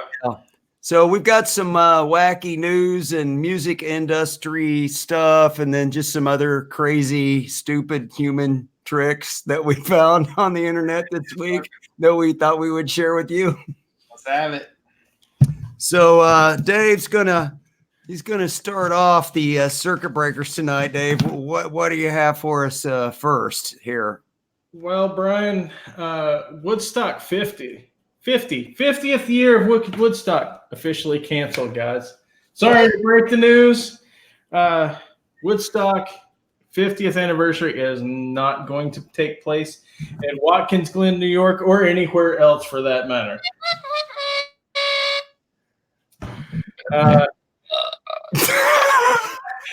Most of the promoters have pulled out. A lot of the acts have pulled out. So, really, is this real? Yeah, it's a real deal, man. Last week we talked about Woodstock had branded marijuana. They were going to weed at Woodstock, and now this week Woodstock is off. It's gone, man. Woodstock denied. So there was Woodstock denied. It was conceived at Woodstock. Happy Conception Day coming up. almost got there, huh? Almost there, man. Easy. Has there been a constant Woodstock? So there's been another one or two. There's been one or two, right? Since the original Mudfest. Yeah, like Aaron said, there was only one Woodstock. Yeah.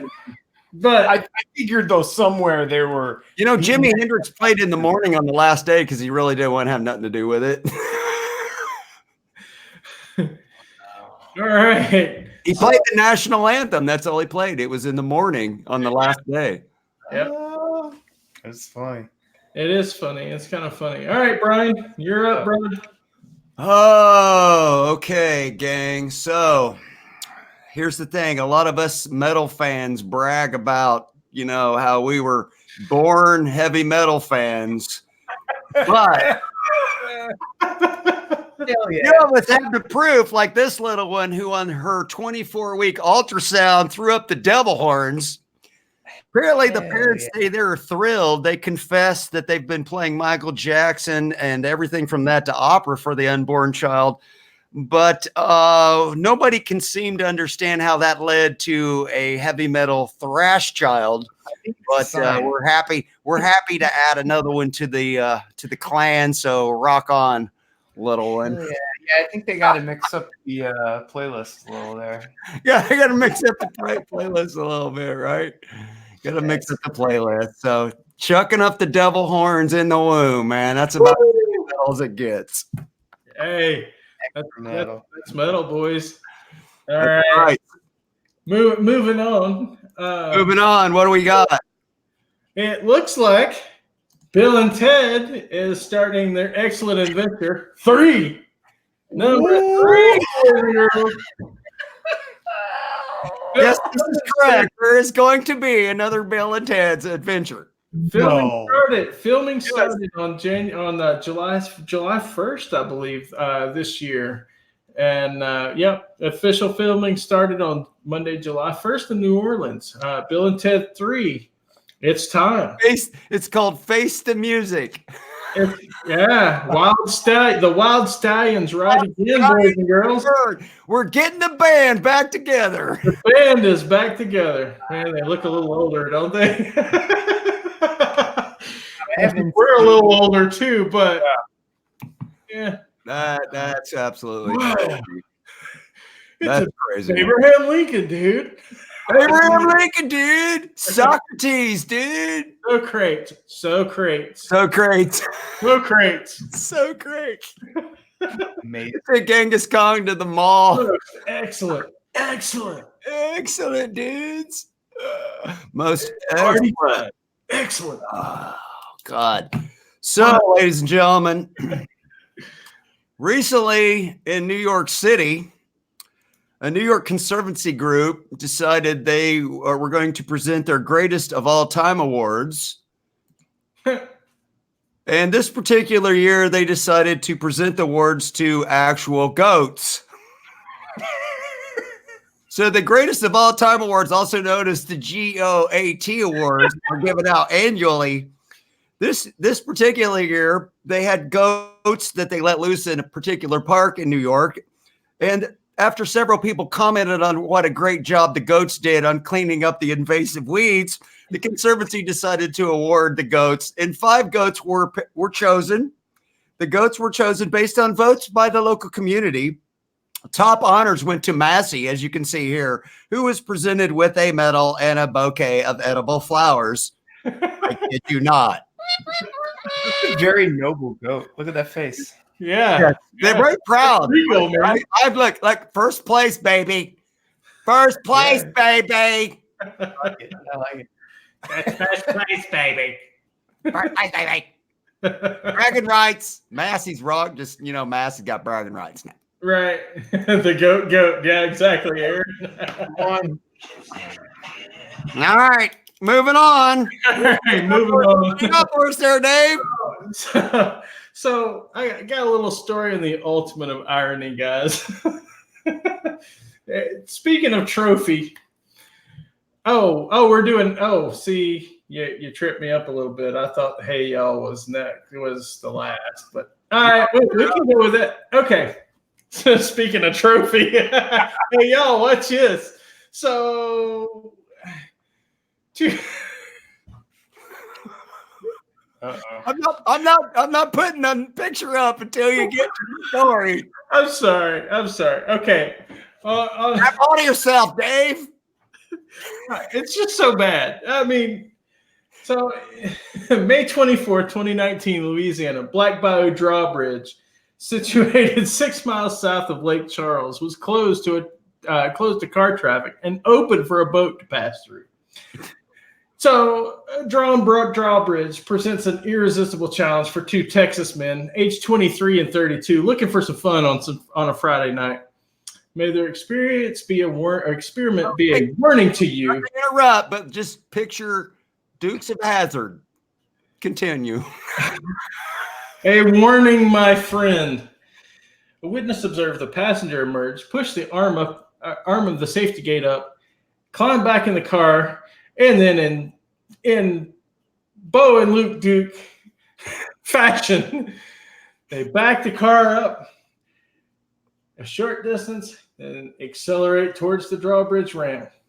Sail up and over the drawbridge, land on the safe land. Nope, splash. Tragically, both men perished.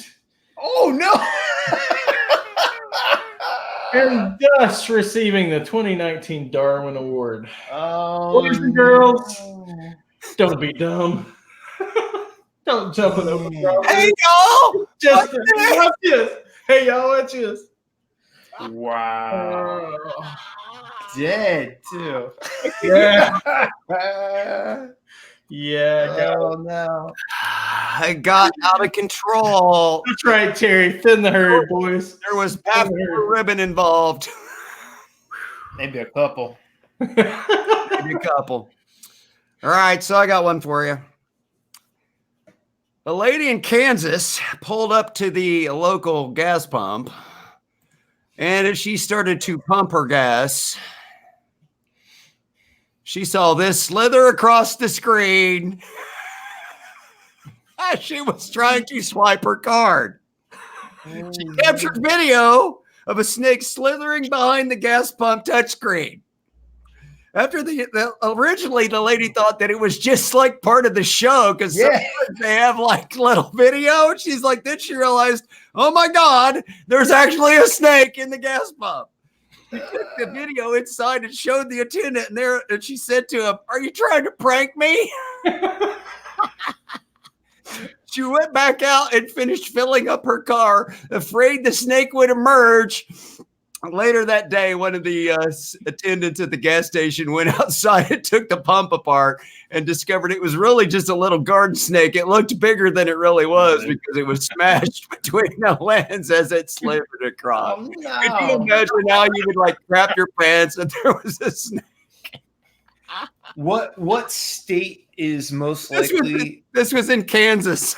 Yeah, but if it's part of the show, if it's built in, what state is the most likely to have that? Arizona. It's gonna be. We have so many snakes here, and so many species of snakes, and like we've got like 17 species of rattlesnakes. I mean, what are you doing there, man? I live in the desert, bro. That's what I do. That's what I'm doing here. I'm living in. They got scorpions the size of your fist, man. They ain't even playing. They got like 5-inch scorpions, man. Oh, the giant those little bitty translucent things we got in Texas that are about that long.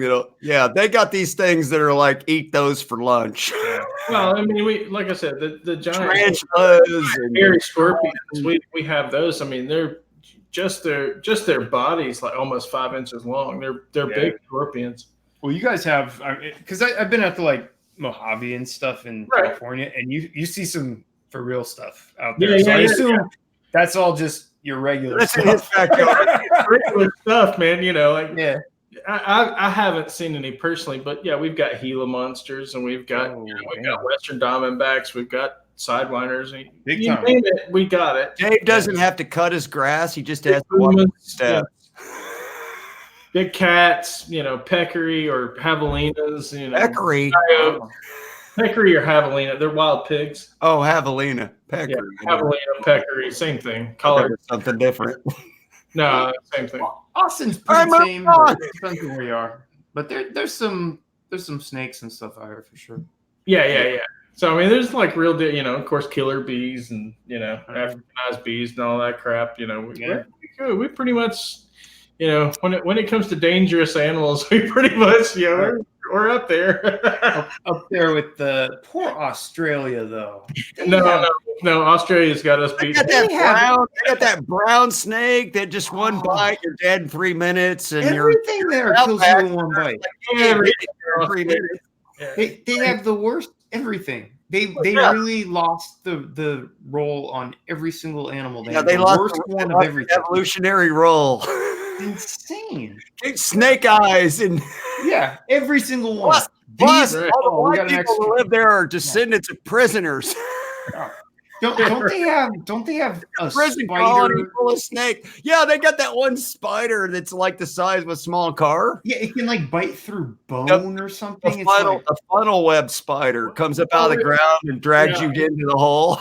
We have tarantulas here, and we have, of course, we have brown recluse. We have a type of brown recluse, and we have, black Chris widow. is a genius because he's got the perfect segue into our next topic. Yeah, it's an absolutely perfect segue into our next topic. Dr. Dave, you are up. Now, boys and girls,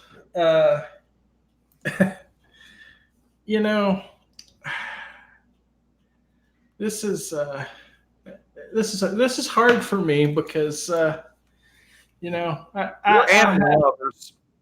am absolutely an animal lover, and I have 2 dogs floating around here somewhere,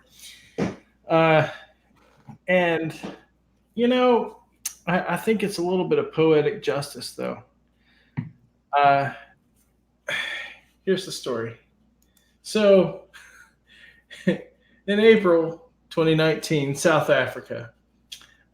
This is no laughing matter, but an elephant trampled in a lion digested a poacher that had legally crept into a national park with murder in mind.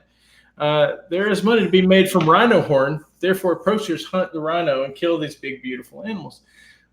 Poor rhino said, I mean, this guy gets trampled by a friggin' elephant and eaten by a friggin' lion. Yeah, so a poacher was trying to shoot the rhino. Before he could shoot the rhino, a rifle, an elephant trampled him to death, and then an elephant ate his remains, or a lion ate his remains. Sir, you just earned the Darwin Award. Biatch. That rules. Sir, you just earned the Darwin Award. Karma is a bitch. She is alive, and she will kick your ass. She will get even with you. Do not mess with the animals. This poacher got his just desserts while the lion got desserts, but that's neither here nor there. The rhino horn thing is especially egregious Oh, because it's so there's like no stupid. use for it, and it's like, what are you guys doing? It's Okay, stupid. There are people that think it's an aphrodisiac. Right. They're going to kill this animal and you know what? You know what a rhino horn is? It's hair. Yeah, it's made out of freaking hair. Keratin. Oh, it's keratin. Yeah. It's like the same stuff that your fingernails and your hair are made out of. Keratin has nothing to do with getting a hard on. They have Viagra for that. Go get a prescription. Don't check the rhino. Blue pill, man. Come on. So messed up. Yeah, that one's a real shame because it's like, but come on, that doesn't do. But this guy goes into a park to kill a rhino, get trampled by an elephant, and eaten by a lion. Yeah. Well done. Well done, elephant. Well done, lion. Not the rest. All right, so we got one more for you. This is the grand finale right here. I don't know. Should we do this one? It's dicey, huh? Which one was it? Okay, so this is the Heavy Metal World Knitting Championship. Yeah, you got to do this one. Yes, the first ever, ladies and gentlemen, the first ever World Heavy Metal Knitting Championships was just held in Finland. This competition saw knitting fanatics flex their onstage skills while the thrash band Maniac Abductor set a devastating mood in the background. Well, this was the inaugural Heavy Metal Knitting Championship of the world. Competitors came from around the globe to be part of the spectacle. They had perspectives put in a 1-minute video of them knitting to Maniac Abductor's Fight or Die single. And the top 12 entrants from around the world were chosen to perform at the finals, as you can see here. The final dozen came from around the world: Denmark, Finland, Japan, Latvia, Russia, Sweden, the United Kingdom, and yes, the United States participated in the Heavy Metal World Championships. Ladies and gentlemen, the World Knitting Heavy Metal World Championships. Very, very obscure niche there. But... very, very niche market, right? Yeah. So I don't know if this is going to catch on. I don't know if this is a trend. You never know. Man. You never know. It could take off. They didn't say who won. I don't know which company, which country. We'll have to look that up. Surely there is a World Knitting Heavy Metal World Championship website that we can look up later. Brad Miller's USA. Yeah, Brad Miller's right. Of course, USA won. Hey, Chris, it could always end in knots. Oh, no. It could end all tied up. Yeah. Sorry, couldn't help it. It just fit. Yeah. Oh man. How do you get that into knitting? I think we've probably abused you for long enough. Hey, Chris, it's been fun, man. Chris, man, I've enjoyed it, dude.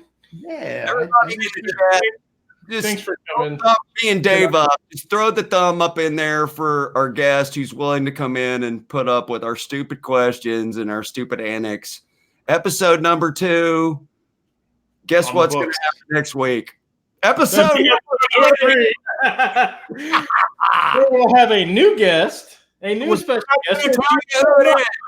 If you want to know who the guest is, you got to watch this show. That's part of the deal. Yeah, part of the deal, man. But Chris, thanks for bailing us out this week.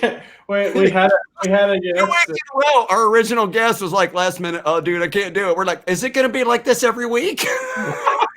It will be. So get used to it. And we're gonna make. I'm gonna make a schedule starting tomorrow. I'm gonna start lining them up. Okay, so you people in the chat, get ready to be a guest. Yeah. You got 28 episodes in the chat. I got 28, 29 episodes. 29. That's right. No, I'm in the chat. 28. So are you guys. 26. It's dropping like they'll be down to like 3. Oh shit, I don't want to be in this dumb shit. Exactly. No, but I appreciate you giving up your Wednesday evening to come hang out with us, Chris. My pleasure. You guys have always Chris been there for Doctor, everybody. good. Chris is the reason that he's the direct reason I got a Cal. He's also the reason I got a Helix, even though I didn't get the Axe effects. It was kind of, it's all your fault. Blame it on continue Chris. to spread my bad Like influence. Rat-tailed Jimmy. You got to be a Crew fan to know who Rat-tailed Jimmy is. Rat-tail Jimmy, he's secondhand hood. Deals down in Hollywood. Yeah. He got a 65 Chevy with primer flame. He traded for some powdered goods. He's I got know who Rat-tail Jimmy is. from the Mexican mob. That's right. Selling packages of candy cane. Rat- So, Brian, dudes. Brian, feel free if Chris wants share my email with Chris. Yeah, absolutely. And Chris may not share emails with you, but I'll share yours with him. yeah, that's fine. That's fine. You guys know where to find me. I leave my email on my YouTube thing on my about page. I talk to everybody. At least once a week, I send Chris pictures of some I stupid, love it, ridiculous. man. I'm like, dude, you must have this. Oh. When I say last week was an entire devil, you'd already seen it. It was like the devil guitar. That one was hilarious, dude. Hell yeah. So, Everybody sub to Chris, obviously, after the fact, because we're not telling you who the guest's going to be. So after the fact, in the description, Chris's channel will be linked. And if you're not already subbed, you got to go sub. And one of the favorite shows that I do is the one you do with Cheddar, where you guys make fun of all the stupid shit, see on Reverb, like the most ridiculous guitars of all time. It is totally hilarious. We haven't done one of those in a long time. Yeah, you do one about once a month. That's Once a month, okay. yeah. But that's all right. Yeah. We gotta let the crappy stuff kind of build up. Well, that's why Dave and I are doing our show once a week, because we don't want to get people, because anymore, like twice a week, everybody's going to be sick of looking at our dumb asses. Yeah, I agree. Once a week is about as much as everybody can take of the live wires. yeah. So, just to throw it out there, something I did see this week, and I will put this in the chat, because I know there are a few people looking for these.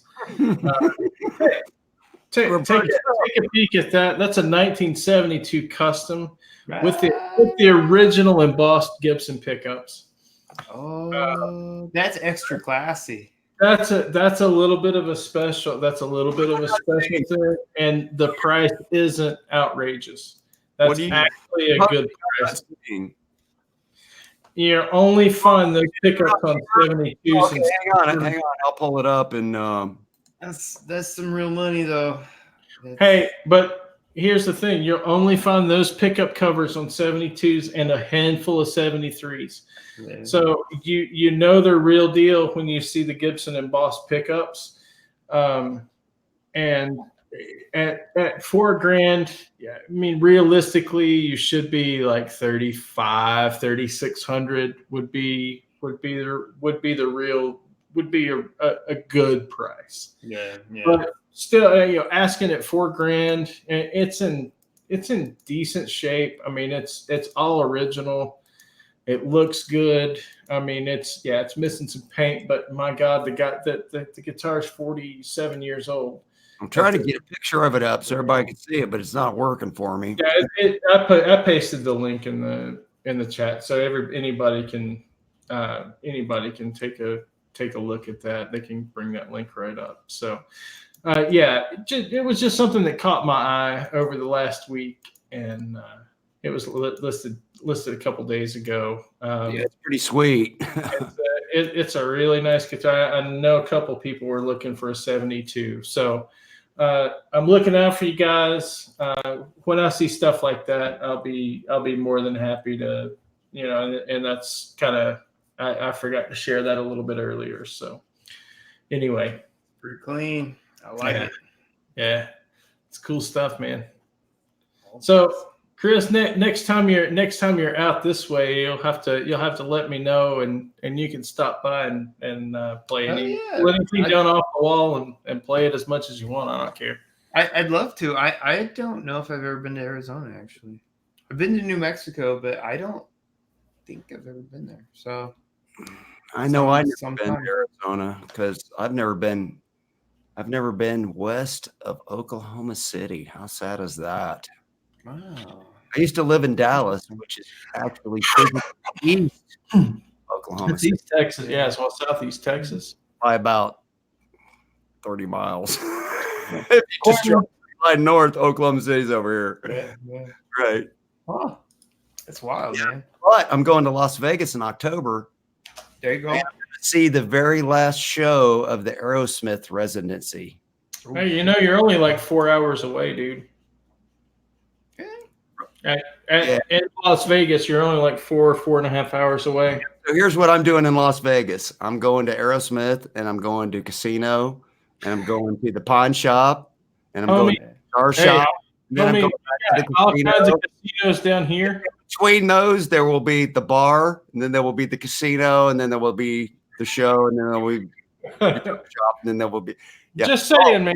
One other thing we're doing is I've never been on a helicopter, and my wife and I are going to get on a helicopter and fly from downtown Las Vegas to the friggin' Grand Canyon, and then land, get off, have like a champagne like lunch in the bottom of the damn Grand Canyon, get back on the helicopter and fly back. So that's going to be cool. I'm looking forward to that. Yeah. One thing real quick, I just pasted the link for Quentin's GoFundMe. I know, Quentin, you're taking off. Dude, thanks for coming in, hanging out, Quentin. We love you, buddy. Can get better soon. And I want to thank every one of you guys. We helped get Quentin another $125 or so tonight. So good job, you guys. Appreciate and chat as well. You guys are awesome. Thank you for every little bit helps.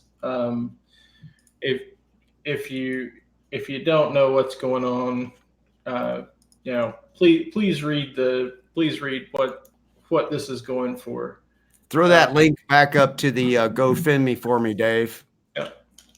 So everybody I just did, but I'll do it again. But again. Oh yeah, of course.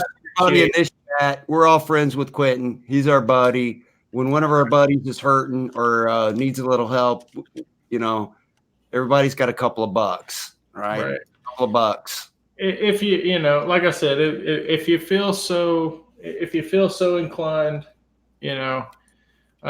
if you can, give what you can. You guys, a lot of you guys know what else is going on. So if you don't, hit me up privately. Most of you guys know how to get in touch with that. If you know what's going on, hit me up. If you don't, hit me up still. Anyway, so That's about all I have. That's most of the housekeeping stuff I have for the evening. Brian, do you have anything else? Yeah, I have something else. It's going to be impossible to make this a 1 hour show.